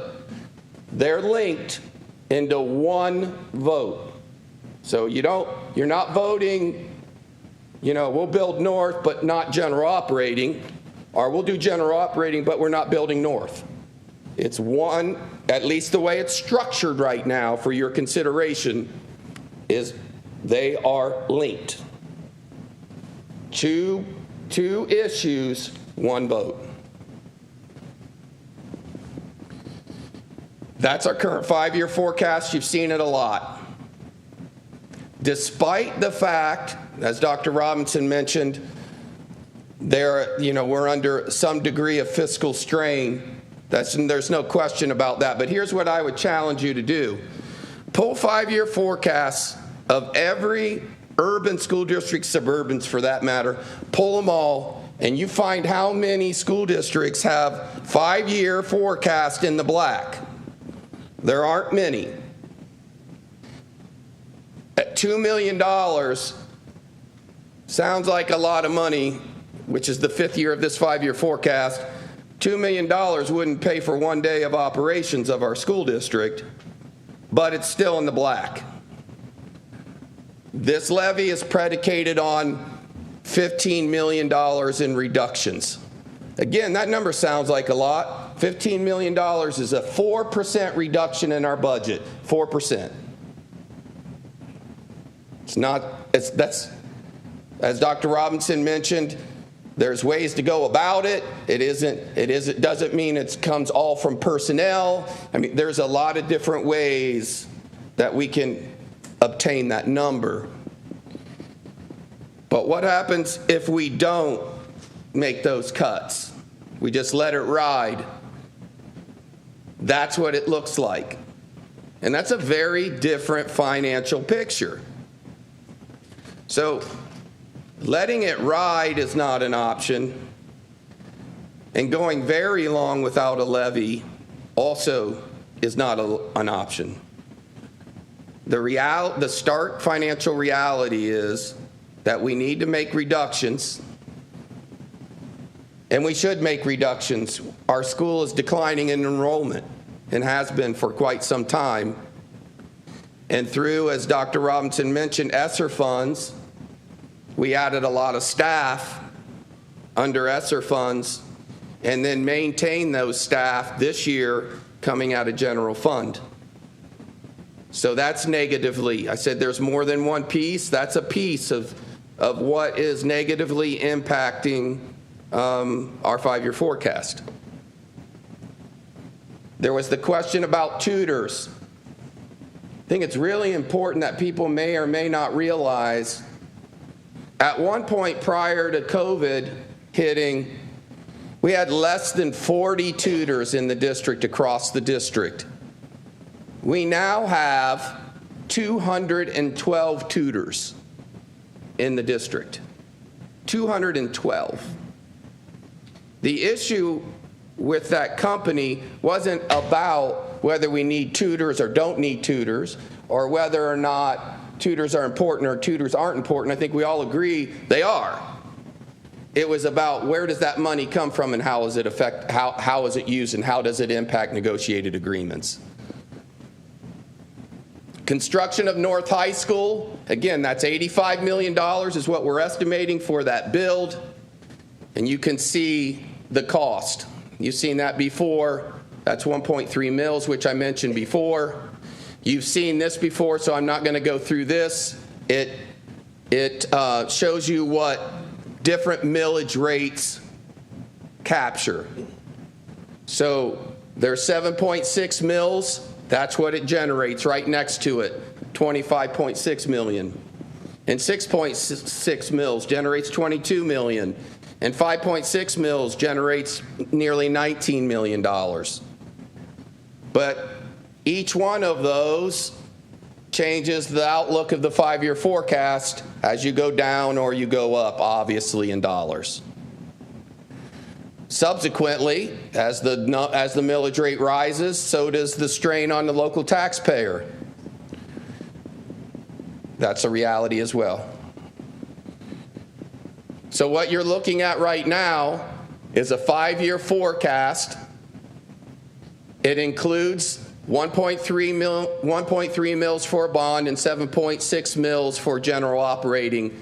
And you can see on that backside of that 5-year forecast goes from $2 million to $71 million. If you look at the line right above it, it still has us in negative expenditures. We're still, our expenses are still outpacing, which is a little bit disappointing to come off a levy and still be there and not building revenue, at least for a few years. But that's the reality of where we are. So if you lower the millage, those numbers just go down, which I kind of modeled. They just go down. If we're going to be on the ballot in November, if that's the will of the board, I would encourage you to move quickly. Not because we have to from a filing perspective, but rather because at this point we have very few dollars. When I mean very few dollars, I have more money in my wallet, which I have like $12 or $13 in my wallet, which is more money than we have in our levy account right now. So you can't run a levy with no money. But that's where we're at. And we need to get structure, et cetera, et cetera. There's a lot of work that needs to be done if, in fact, that we are going to be on the ballot. Difficult to begin to put even some of that literature and some of those things together without even knowing millage rates. That increases the challenge. And so ultimately, the board is going to have to make that decision. This was the original timeline that I showed last time. It's not that we don't have time or the board doesn't have time to make a decision, but I would encourage you to make a decision fairly quickly in terms of where we're going and what it looks like. So one of the questions about North High School. North High School definitely needs a roof. There's no question about it. I think some of the concerns about North High School are a little exaggerated. Does it need replaced? Yes. And why did it get skipped? Why did North High School get skipped, but all the other high schools got built? Because in 2016, when their turn came up through the building projects, there were barely 600 kids there, and enrollment was declining rapidly. The decision was made at that point, which is fair. The OFCC wouldn't fund the building. The assumption was it would eventually be closed due to student enrollment. And then what happened a year later? We started the immigration movement. And all of a sudden, the population drastically increased to the point now where North High School, we'll see how long it sustains itself. One of the things that does concern me, look at birth rates. The birth rates in the North Cluster are one of the lowest in the entire school district. There and in the Kenmore Cluster, are low birth rates. They're low all over. Nowhere is there any indication that the city's going to grow. There's no data to support that. The data says we're going to continue to decline in student enrollment, and our 5-year forecast reflects that. But that would be the concern. That immigration is the reason that we're seeing a student enrollment increase in the North Cluster. But yet it's still a viable high school at this point with the number of students that attend. Does it need replaced? Absolutely. Absolutely. I don't think there's any question about that. It's just a matter of, but it isn't that the district wantingly or knowingly was trying to hurt the North Cluster. It was just at the time that decision was made, enrollment was very low. Any other questions that Madam you would Chair. like addressed? Thank you, Dr. Thompson. Member Sykes. Thank you. Thank you, Madam Chair. Thank you, Dr. Thompson. It's hard to even figure out where to start with this, but let me just say, first of all, that there was a question that was asked about what are we doing with the money and how is the money being spent. And I want to start off on a very positive note in congratulating you and your department for receiving a positive audit rating, which is the highest rating that we can receive. So with you and the work of the superintendent and all the staff, that the city, Akron Public School, has received the highest rating. And that means that there was no problem with the accounting procedure. That means that there was no procedure errors that was found. That means that there was no significant weaknesses or deficiency. So when the community says, how are you spending your money and what's happening, then we have the state auditor, who is the constitutional individual in the state that's responsible for reporting to our schools how we're doing financially, and we received the highest rating. So thank you for that. Thank everyone for all of that work that you've done to ensure that we've done it. And Akron has been receiving those ratings throughout the years. So when we talk about what's happening with our money, the money is being spent. It's being spent properly, in an accurate way. There's no errors, and there's no significancy in our deficiency in how we are accounting for your money. And that's important. That's important to me, because that's one of the first things that I want to know. What's happening with our money, what has happened with our money in the past. And it's important, too, to know that Akron has not been in the business of borrowing money. This school system did not borrow money. That's why we did not have a rating. We didn't have an A rating or a triple rating or a double rating, because Akron Public Schools did not have to and did not borrow money. So that's a good thing. That's a good history for this school. So when someone asks you what's happening with our money, so according to the state auditor, who is the only person that we have to listen to within this state of Ohio, what's happening is exactly what we say and what should be happening with the funds. So thank you for that. When you talk about House Bill 920, you're exactly right.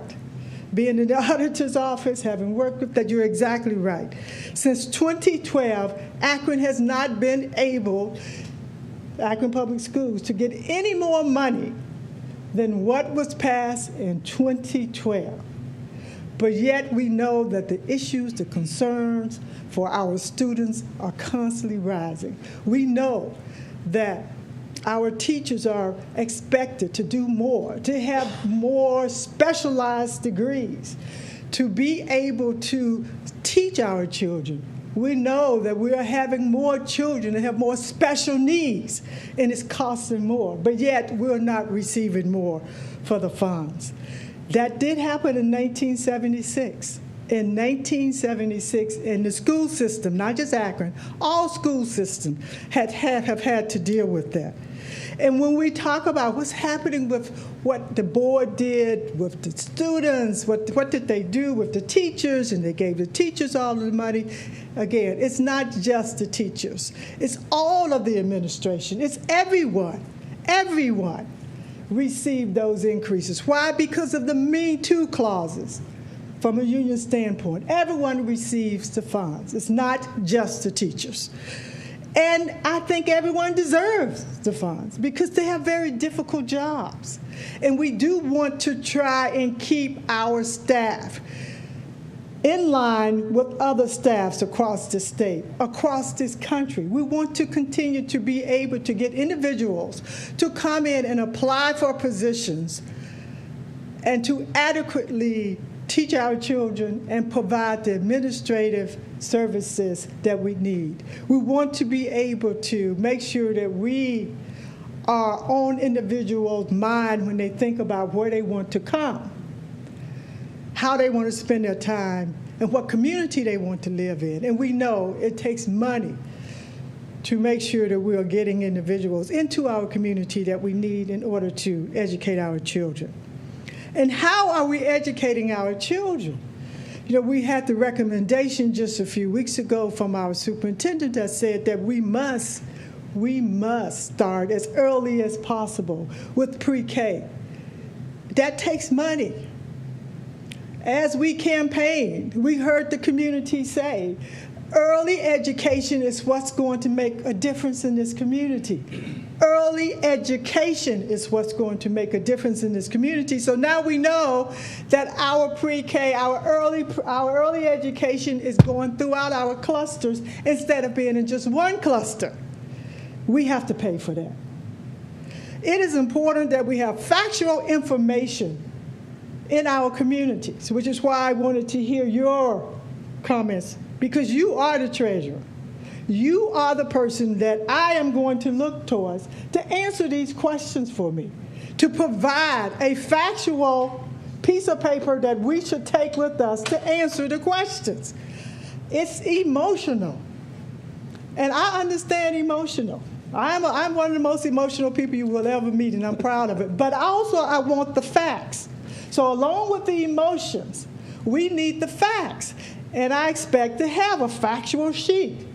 And if you want to talk about the auditor again, the state auditor says, how can school board members participate in this levy, and superintendents and treasurers and staff? It must be factual information that we are given at all times. And if we're given factual information, we can talk about it all the time. Just as long as we don't say, go out and vote for this and vote for that, just give the factual information. And the question is, do we want our children to get the education that we know that they need in order to have a successful life and going forward? The answer is yes. Who's going to say no to that? We have to pay for it. That's just the bottom line. When we talk about, let's go out into the community and talk about the issue. What is going to, we're looking at a levy and a bond. So when we talk about what's going to be on the ballot, or what you're asking to be on the ballot, we're not going to say this, it's going to be one issue. It's going to be vote issue whatever. Vote issue 1, vote issue 2, vote issue 3. But we do have a responsibility to be able to explain what we're asking them to vote for.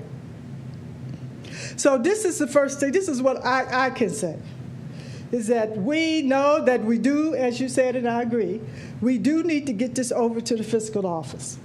Because right now what we are receiving are estimates. Even the fiscal office will not give us an official number as to what our voters will pay for as far as millage is concerned. How much would that mean for them and their family until we send something to the office and ask them to give us that whole resolution of necessity. And within that, it will tell us how much we are going to pay. There will be the auditor's office or the fiscal office official numbers on what each taxpayers will pay in relationship to what their property value may be.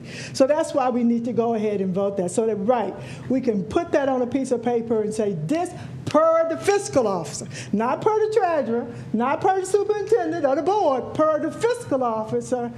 This is what, and that is fiscal officer Scalise's office, this is what it is going to cost you if you choose to vote for this levy/bond issue. So it is important that we go ahead and get that done.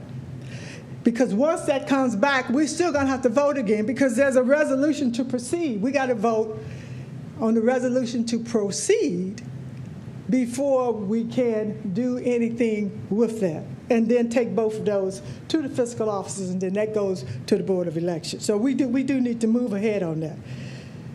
As we go out in the community, we need factual information. Individuals will always approach us from an emotional standpoint, and nothing is wrong with that. But we want to make sure that we're in the situation where we can say, first of all, this is why this is happening. The condition of Akron schools we're in good condition. We also need to say whether or not we're going to support it. And for me, and I'm going to get out on a limb here, let me say, for me and my household, we are voting and we will support the levy. because our children are dependent upon it. If we don't support this levy and we wait for another term to start talking about this levy and why it's important to vote for it, and if this levy fails in November, what are we going to do? We've already seen that if we vote for this levy, that we're still going to kind of be in the hole. Because we don't immediately start receiving the money from the levy anyway. We're going to still find ourselves in the hole, and when we start receiving it, we're going to still find ourselves in the hole. So yes, we're going to have to make some tough decisions. But if we don't make those tough decisions, and if we don't vote for this levy, then we're going to be in a deeper hole than we're already in. And who will suffer? Our children. You know, we're the grown-ups here, or supposed to be anyway. And we have a responsibility to do and say it to the community that we want to sit in these seats and that we want to make the tough decisions and that we had answers. I am dependent upon our treasurer and our superintendent, first and foremost because these are the only two people that we're responsible for hiring. Secondly, because they are competent and capable and they know their job, and as far as I'm concerned, they are more than doing what I expect them to do, and they are exceeding it.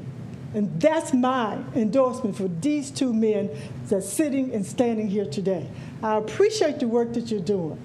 I understand that it is not easy. I know this community.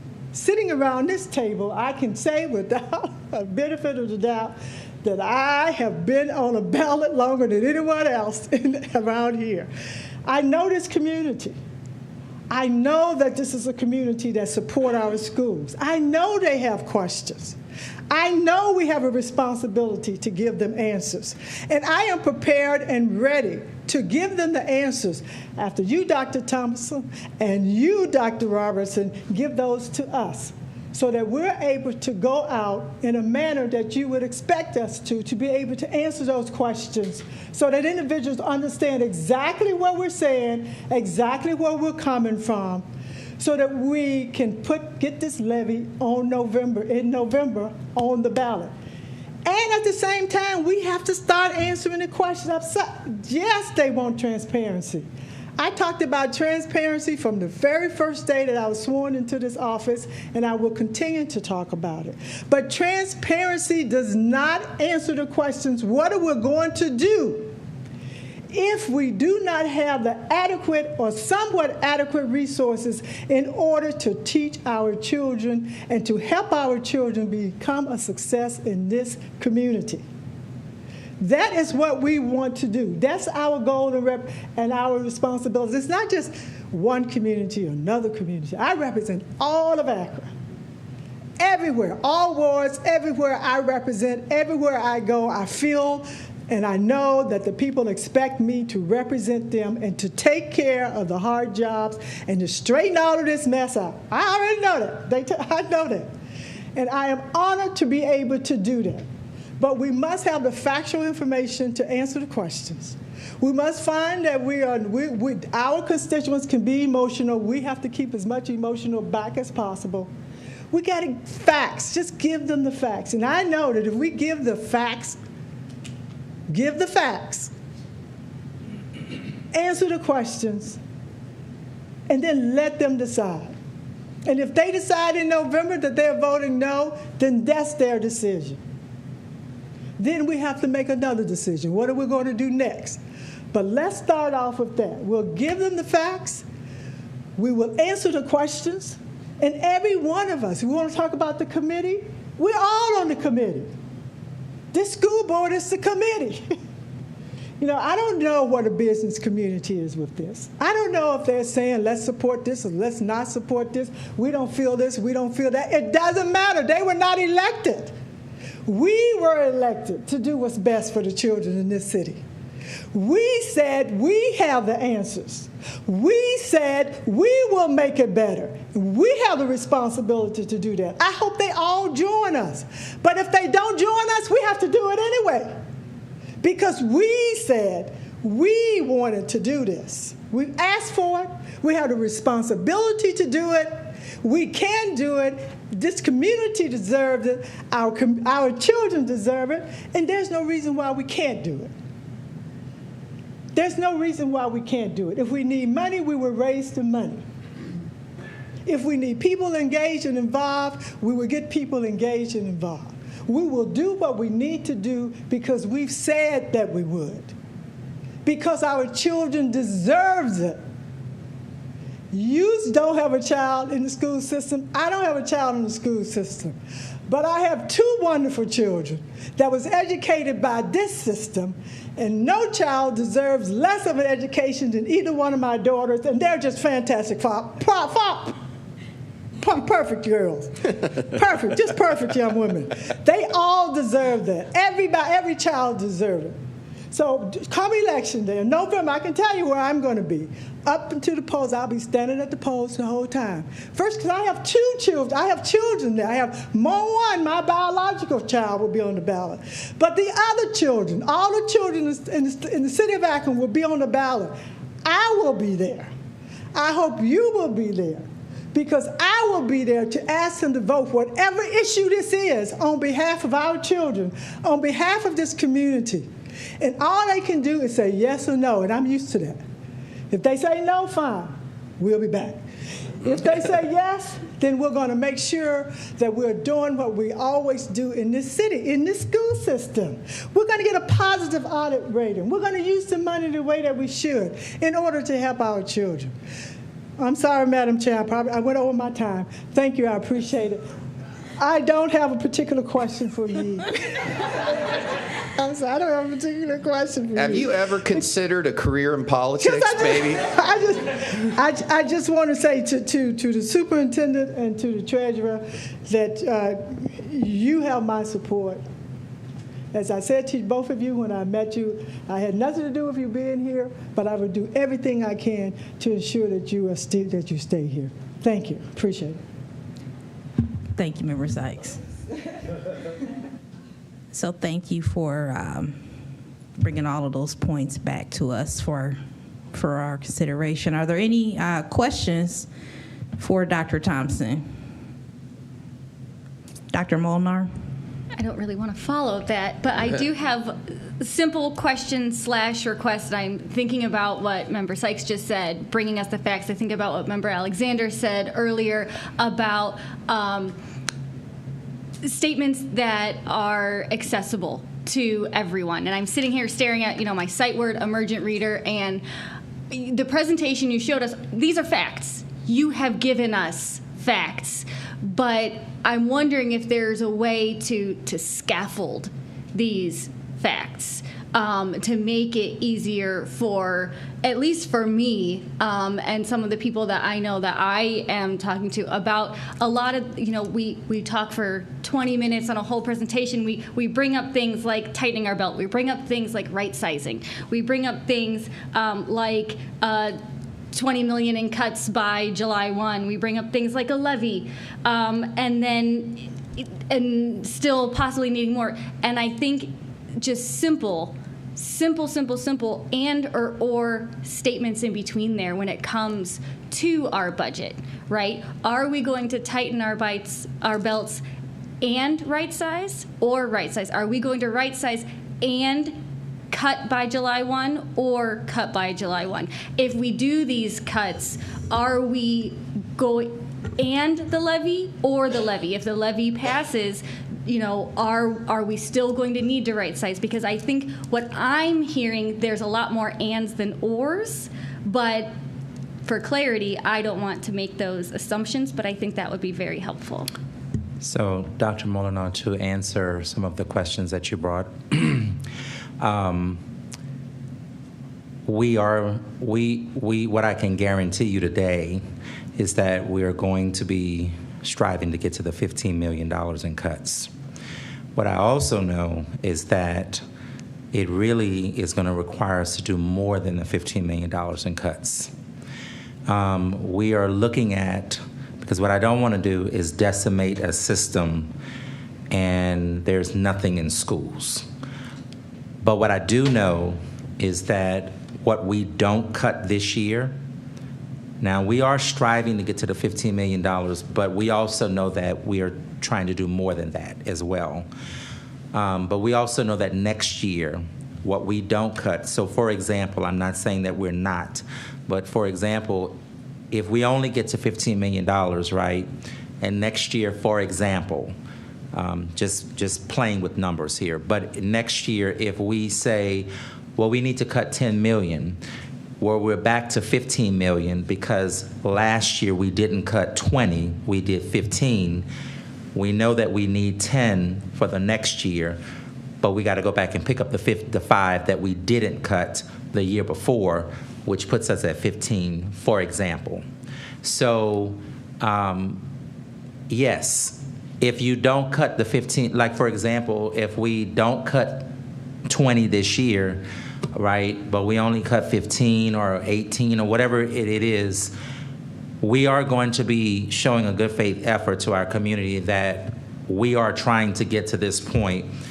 It's going to take a moment to get there, but we are being urgent about it. What I don't want to do is to rip the Band-Aid off or to pull the carpet from under schools, teachers, students, because this is information that I want to be able to sit down and share with them so that they understand the process of where we're going and why we are having to get there and why we're having to do those cuts. But I can tell you now that it really needs to be more than 15 million. As I'm looking at the trajectory over the next 4 years, 5 years, we do need to cut more than 15 million because we did a lot with ESSER over the 2 or 3 year period that we had it. A lot of that stuff is now on general fund. It doesn't necessarily mean that we're going to be cutting positions. I'm not saying that we're not, but I'm saying it doesn't mean that we're just going to cut positions because those cuts could come in other forms of other things. We could be looking at, I'm just making this up, but it's realistic, but but we could be looking at the fuel, right? So we spent, I don't know, $1 million on fuel, but maybe we can cut it to $500,000 and we can save $500,000 when it comes to the fuel. So we could add that. Those are not positions, but those are things that fall under the operational side of things. So, but what I can say is that yes, we're striving to get to the 15 million, but there is a need to go above the 15 million. And next year, we will have to come back and do some more cuts. I don't know what those numbers would look like, but I can tell you it's going to probably be quite substantial. And I even see, whether we pass a levy or not, I even see us having to maybe come back in a third year and maybe do some more cuts, maybe not as significant, but we will have to come back and do some more cuts. Do we need a levy? Absolutely, we do. The board will determine whether or not they will proceed with the levy or not. But either way, we still have to do these cuts. In the discussion of the budget, as we're doing the budget, whether we do a levy or not, there may be a sneak preview of here are some items, some things in the following year that you can probably expect that will be on the chopping block. Do they get cut? Maybe, maybe not. But you can believe that they're going to be up for hefty discussion, you know, in terms of them getting cut. And, but I just want people to understand that this is, like we didn't get here overnight, but we're not going to fix it overnight, but we do need to be urgent about fixing it because we need the funding in order for us to stay afloat. And we need to be very cognizant moving forward on how and what we're spending money on. But there will be cuts, I can tell you, this year. There will be cuts again next year, and we possibly may be cutting again in the third year, and maybe even in the fourth year, because as you see the numbers on the 5-year forecast, even with a levy, you're still in deficit spending. That's what you're looking at right now. And so we're going to have to, but I also want to make sure that as we're doing these cuts, why I said right sizing doesn't mean that I'm just chopping everything. Right sizing means that, back to Mr. Alexander's point, that we still have to function as a system. So schools and clusters still have needs. We're just going to have to be a lot more intentional about how we go about spending and what we're spending money on, and how much of it are we willing to spend on something. Maybe we can't do it all in 1 year in terms of purchasing things. So we purchase some this year, some the next year, or some the following year. But we still have to live as a district, but we also have to make sure that we are being fiscally responsible and fiscally sound, so that we can bring that number where you see in 2028, that we could bring that number even down even more than being at negative. We still may end, but it certainly won't be where we are currently right now in 5 years.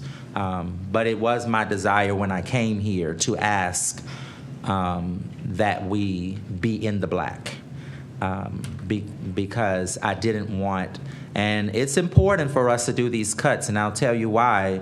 Point blank, I, in previous life, have been in situations where the district is under fiscal watch. I inherited that. And it is not fun when the state is coming in and telling you how to spend your funds, what you can and cannot do, and what moves you're going to make. And that is what the state does. Once you get into that fiscal watch, where they begin to start monitoring what you're doing, they will come in and do what you haven't been able to do. Not you, but meaning as a superintendent. So you couldn't do it, but we can do it for you. We're going to show you how to do it. And we're going to tell you now how to spend your money, what you can do, what you can't do, where you can go, if you can go, all of that. So I would like to avoid that. So I know that the cuts have to be made, and much more than $15 million this year. I don't know that we will do beyond that, but I'm certainly striving. The team worked very hard last week on looking at that. But I just don't want to decimate the system and put it in shock in the first year, knowing that I need to make sure that our teachers and our employees understand all of this that we're talking about, and knowing that if we didn't cut it this year, giving them a year in advance notice that here is what is on the block to be cut the following year. I'm telling you a year in advance. And we would know in that next year what the third year might look like. Madam President? Mr. Alexander? Yeah, I just want to say something. Several years ago when I was on this board, we had to make cuts. And one of the things that I didn't want to happen, and I will always fight for it, I don't want it to get down to the kids and cut the programming the kids get, because that's important. That's what we don't want. But if we pass a levy, too, I'm sitting here thinking about this, if we pass a levy, that also buys us some time when these cuts, so we can prolong some of these programs and activities that we have for our students that they need, so we don't have to worry about it as much. But if we don't pass a levy, that's going to hit. It's going to hit us hard, and it's going to probably affect our kids more than we want it to. So it's going to be vitally important, one, to make sure we can get a levy passed, and two, that the administration here, Dr. Robinson and Dr. Thompson, will continue to look at that budget and say, where can they cut? Because you could have some, there'll be attrition. We don't have to cut anybody. Maybe somebody else resigns. Some of those things could happen, but we can't count on that. Okay, but those are things you can look at, and you're looking at in year 1, 2, and 3. If you do a 3-year business plan, you might do it in 3 years. You might say, here's where you're at, and you may not have to cut as much. So it doesn't decimate, as you say, doctor, to hurt the district and hurt our kids. Because that's one thing that I definitely don't want. And I'm with Madam Sykes here, that I'm going to be at the levy. I'm going to be pushing, I'm voting, and I'm going to tell everybody, too, because I don't have kids, but I do have kids. 21,000 kids is still my kids who are in Akron Public Schools. So I got to do what those did before me. Thank you. I'm sorry. I didn't mean to talk that. Thank you. Are there any other questions for Dr. Thompson at this time? Thank you, Dr. Thompson, for that presentation and answering those questions for us. And we look forward to that Just the Facts document. I know that's something we have been talking about so that we can also go out. Thank you so much. Next on the agenda is our committee reports, legal contracts and board policy. Dr. Molnar. Thank you, Madam President. Our legal committee met March 27th, as in our last board meeting we said we would. We had a special committee meeting, our first ever special legal committee meeting, focused on the March 20th emergency meeting, looking at policy 5120 and bylaw 0131. At that committee meeting, we decided to move those into roundtable for our next committee meeting. So we'll be meeting again at our regularly scheduled legal committee meeting on April 15th. So next Monday, we will continue to follow our new agenda. I am very excited about the way our agenda format is trying to encourage transparency and access to the policy process. I've always been an advocate for the social constructivist classroom, but I think we have a social constructivist agenda and process for our committee meetings because we are co-creating the next agenda within the previous committee meeting. So anything you want to know about what is coming up should be contained in the previous meeting. Most of the sections of our agenda are going to be quick and informational, but we do have that roundtable section where we discuss and explore our current policies that need attention, but might not need revised, just attention. And so at our 4:15 meeting, we will pick up and discuss what we said we would discuss during our March 18th meeting, social media discussion, possible policy creation or revision, attention to 165.1 procedures, but additionally in that discussion, the potential revisions to 5120, 0131, but really, I kind of want to emphasize at our board retreat that we all had here at our January 27th meeting, we presented board goals of being a policy-making board, and I am excited. We're being very productive and encourage people to attend in person or via live stream. So that is my report. Thank you. Thank you, Dr. Molnar. Any questions for legal and board policy? Thank you. Next is Finance and Capital Management. Member Sykes.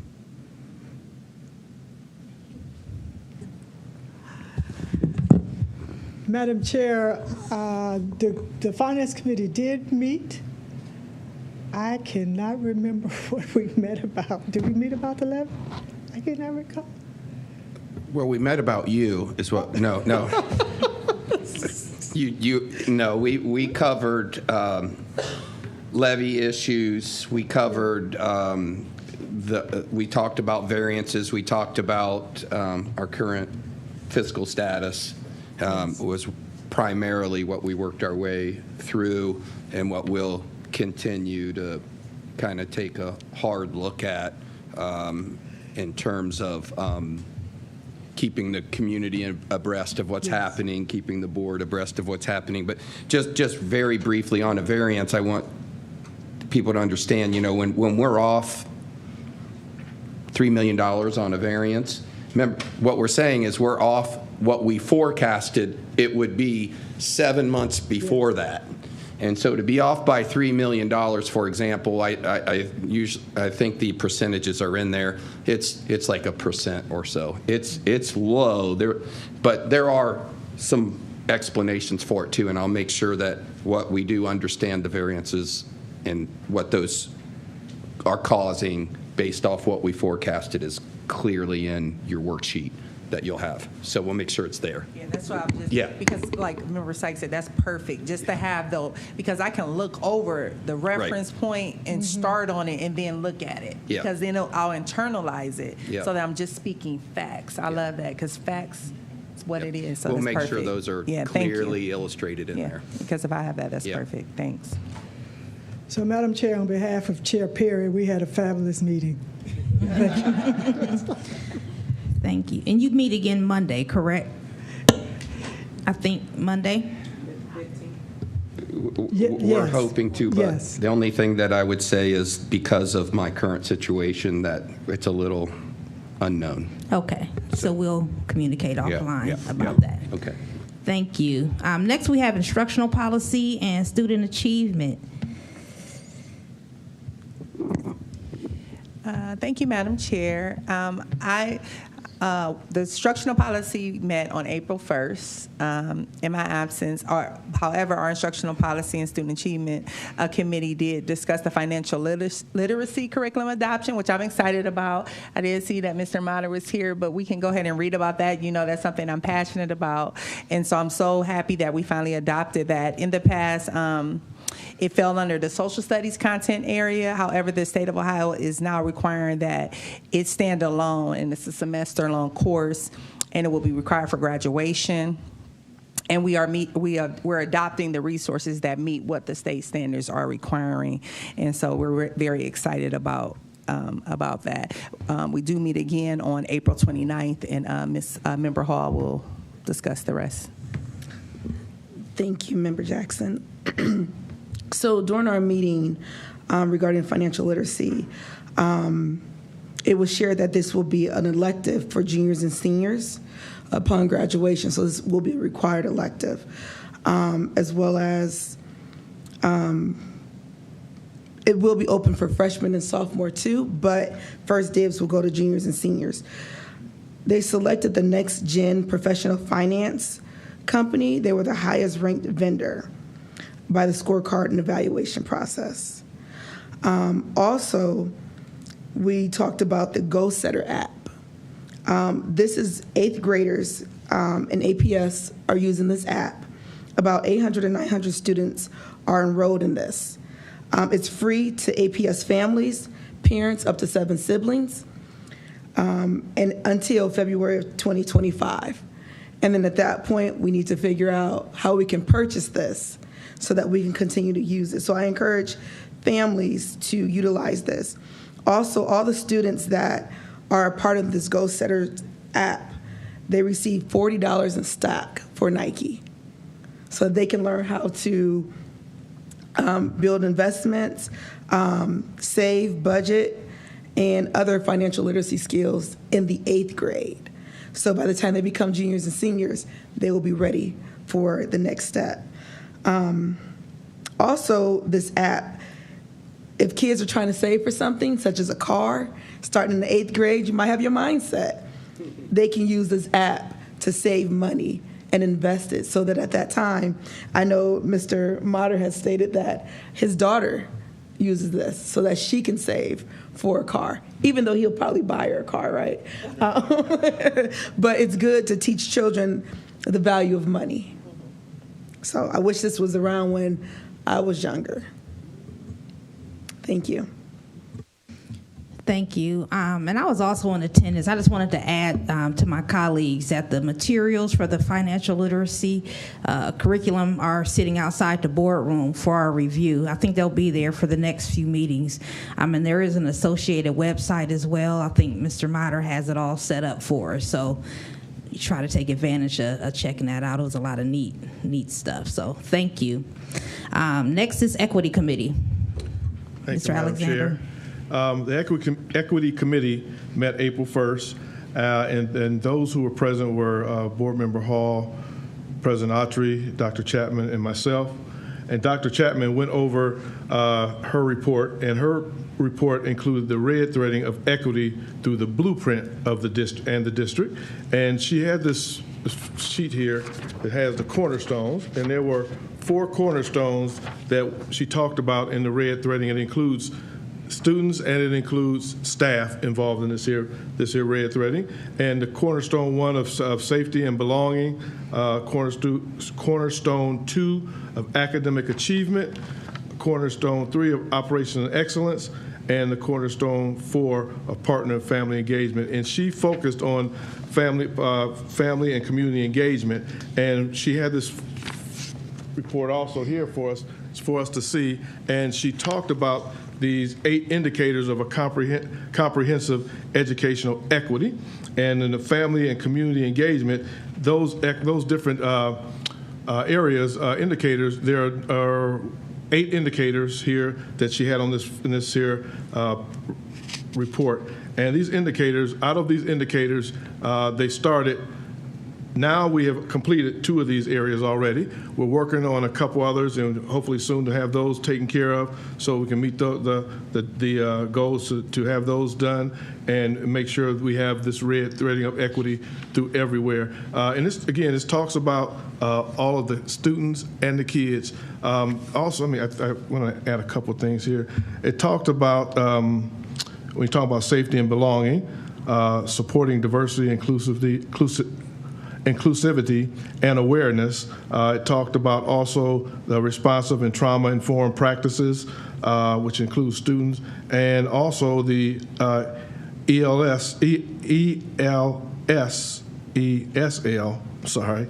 students, that includes those individuals. And then there was a part on here about the meaningful family engagement and talking about principals and administration. So we had a good meeting. It wasn't long. We got in, we got the work done, and then we got out. And so if there's any questions, feel free to ask me, or you can hit Dr. Chapman. Thank you. Thank you. Any questions for equity? I also want to piggyback on that. I would also encourage teachers and staff to be a part of the employee resource groups. Because when you're a part of that, your voices are heard. I know at the City of Akron, we are starting employee resource groups too. And with this, it's the Akron Educators for Social Justice, new and existing employees. And that's big because new employees need to have someone that can show them the way. Because when you're new, you always want somebody to just tell you the right thing to do, as well as APS Pride. So just for the record, I encourage teachers, staff, administrators to be a part of the employee resource groups. Thank you. Thank you, Thank Madam you. Hall, for helping me in that. Any questions for Equity Committee? Thank you. Moving on in the agenda, there's no unfinished business. There is new business under item 30.1. This is our summer school budget. Dr. Robinson.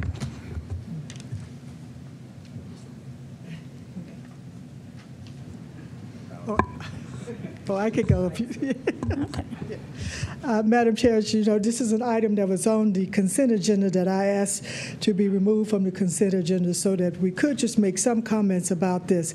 Because when we talk about transparency and we talk about what our community expects from us, sometimes we kind of take things for granted. But I think it's important to say that we have a summer school budget, and that we have programs that our students are participating in throughout the summer that they look forward to, that are enhancing our students. And, you know, this is at a tune of $277,400 that will take place over the summer. And just to name a few, I'm looking here at the resolution, and so it's the high school credit recovery. We just heard our student board member talk about how important that was to her. And so we have the high school credit recovery. We have APS online, elementary summer Akron after school full day camp, the VEX robotics camp, and the adventures camp. And so I think that these again are extra services. These are extra programs, extra learning opportunities for our students. I think it's something to be proud of. It's something to point at, and it's something to talk about. And it's an opportunity to, again, tell our story. And I am looking forward to our students being able to participate in the summer program. And I just wanted to make sure that we talked about that. And of course, I couldn't say this if it was under consent agenda. Thank you. Are there any? Actually, we should take a motion to approve it if there's any further discussion. So 30.2, is there a motion to approve the resolution to approve our summer school budget? So moved. Moved by Dr. Molnar. Is there a second? Second. Seconded by Vice President Jackson. Is there any discussion? Member Hall. Thank you, President Autry. Just a quick question. I think I can remember a while back when we were talking about summer school, we were charging the students. Are we still charging the students? Yes. Okay. And then will some of that money, the money that we charge students to take the summer courses, will it go into that $277,000, or where does the funds go? It's going to go back. Marcy, I'm going to have her come up. But so to Dr. Molinar's point, her earlier question, rather, not her point, but her question that she brought up in terms of kind of some of the things around budgetary things, this is one of them. And so anything that is unfunded, that's a mandate from the state, we have to pay for that. Okay. Like our guarantee for our is it third graders or fourth graders? Third grade reading. So for the guarantee, third grade guarantee, we have to fund that. Okay, if it's something that's coming out of the grant, our kids will be able to go and attend and participate with that. But these are extra things that typically we would have just paid for. Well, they're gonna, if they want to participate in these, now they'll have activities that they don't have to pay for, but if they want to participate in these extra things, then they will have to pay that fee for those. And when it comes to the credit recovery, prior to COVID, we were charging $150, and we used ESSER dollars to kind of fund that. We don't have that anymore. So they will have to pay the $50 per semester, per credit course. So if they're doing 2 courses, it's going to be it would be $100 if they're one course. So, and I don't want to burden our parents at this moment in time, but we can't. This is a part, going back to the question, this is a part of what our families can begin to see, that things that we didn't charge for before or things that we didn't have, we took away the charge once we had the ESSER dollars, money well spent, we just don't have it anymore. Okay. So we now have to pay for that. That's this year.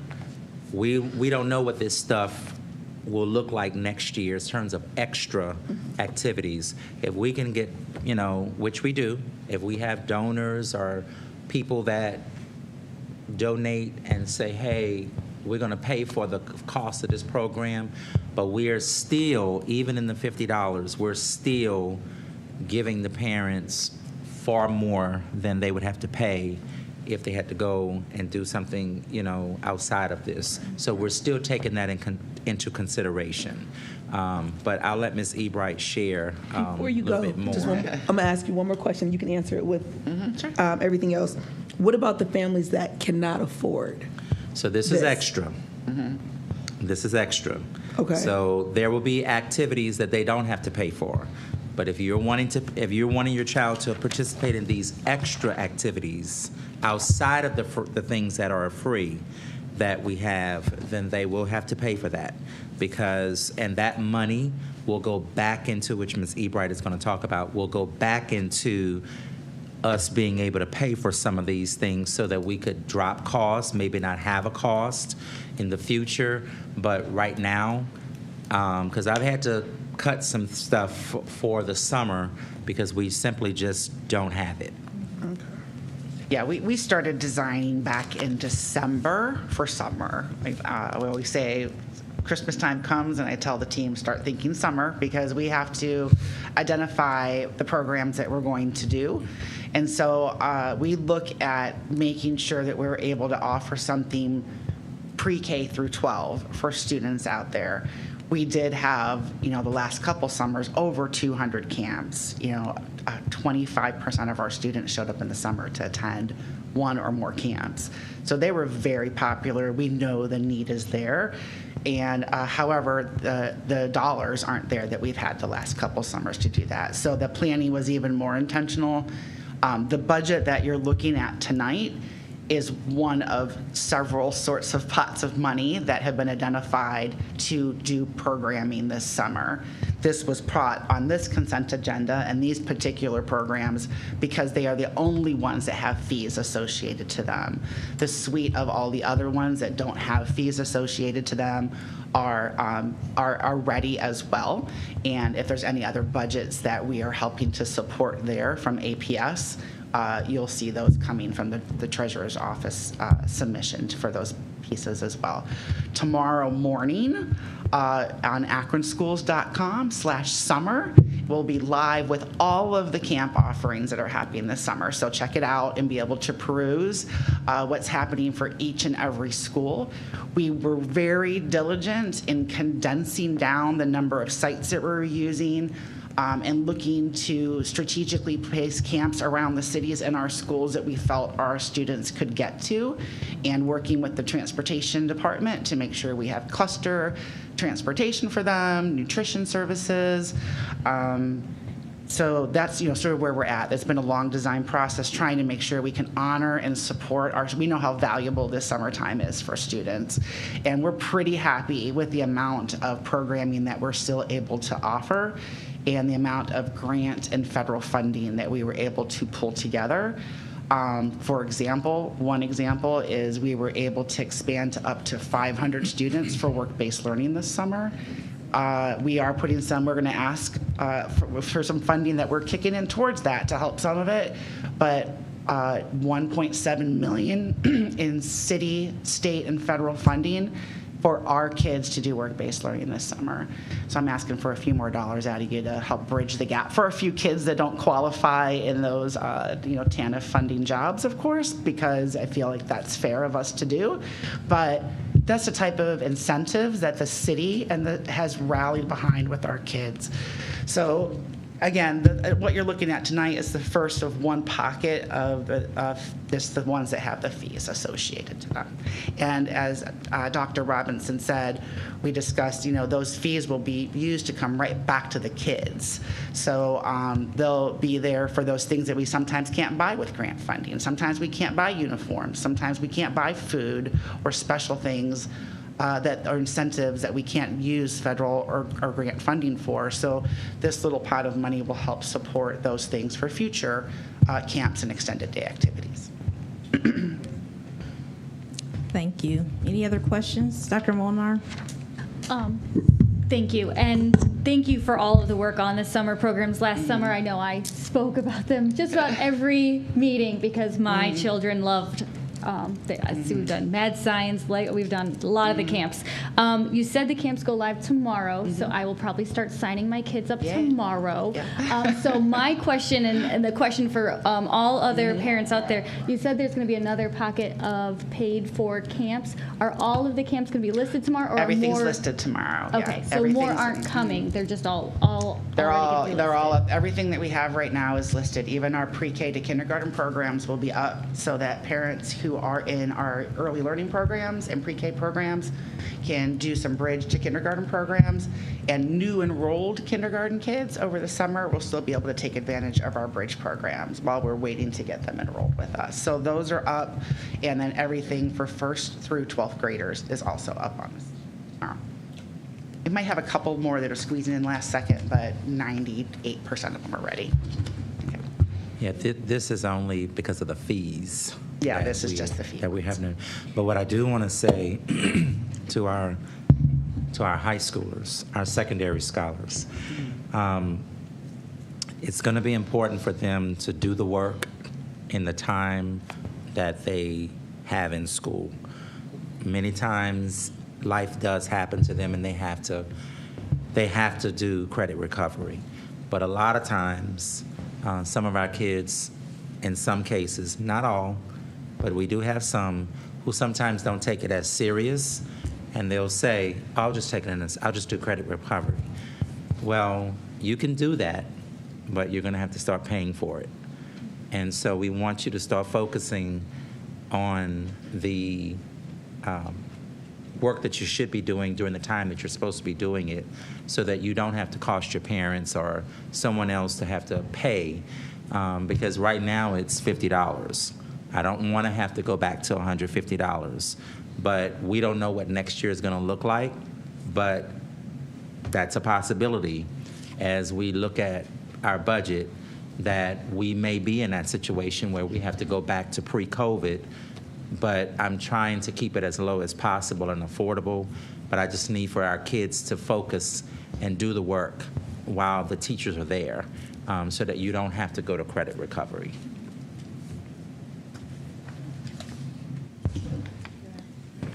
Madam Vice President. Marcy, you don't have to, it's not a question. I just want to make a comment. So first, I want to thank the entire team that worked on this. Marcy, thank you so much, because again, it's one of those sweet spots, areas that I'm always interested in. You listen to the community.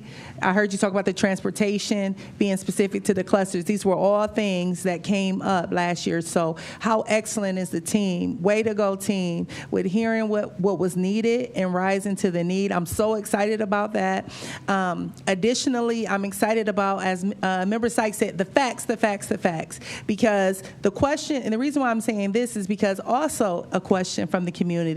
Why are you guys approving money for student workers when it's governmental money for student workers? And I know from writing grants and having summer programs, I was just talking to Member Hall about this, that when they're TANF eligible, there's federal funds that those students can qualify to participate free into programming. But if they can just be a couple of dollars over that threshold and they won't qualify. So this provides equity for those families and those students to still be able to have the opportunity to work and to reap those benefits, and also other needs like lunches, and federal funds may not give you the ability to buy food, so we look at grants and other funding. So I want to say that as the facts and clarity, so when you see things on the board agenda and we're approving additional funds and it appears that we have all this money that we could be getting from other sources to fund the summer work program and summer workforce, we are collaborating with these agencies, but in order to make it equitable for all of our learners who may not be at the poverty line or qualify for government assistance, this is what that's for. So I wanted to state that fact. And thank you so much. I'm so excited. And I know you guys did a lot of heavy lifting and you answered a lot of the questions that was from last year. So way to go. Thank you. And I just have to say, Dr. Jackson, Ms. Jackson, well, it is Dr. Jackson almost, right? But I do have to say, because the team, people can say what they want. The team that we have, they work together. They are working sometimes evenings, outside of work hours, trying to work on all, and honestly, with me just coming in August 1st, there were a lot of things that I walked into that we had to solve and fix right away.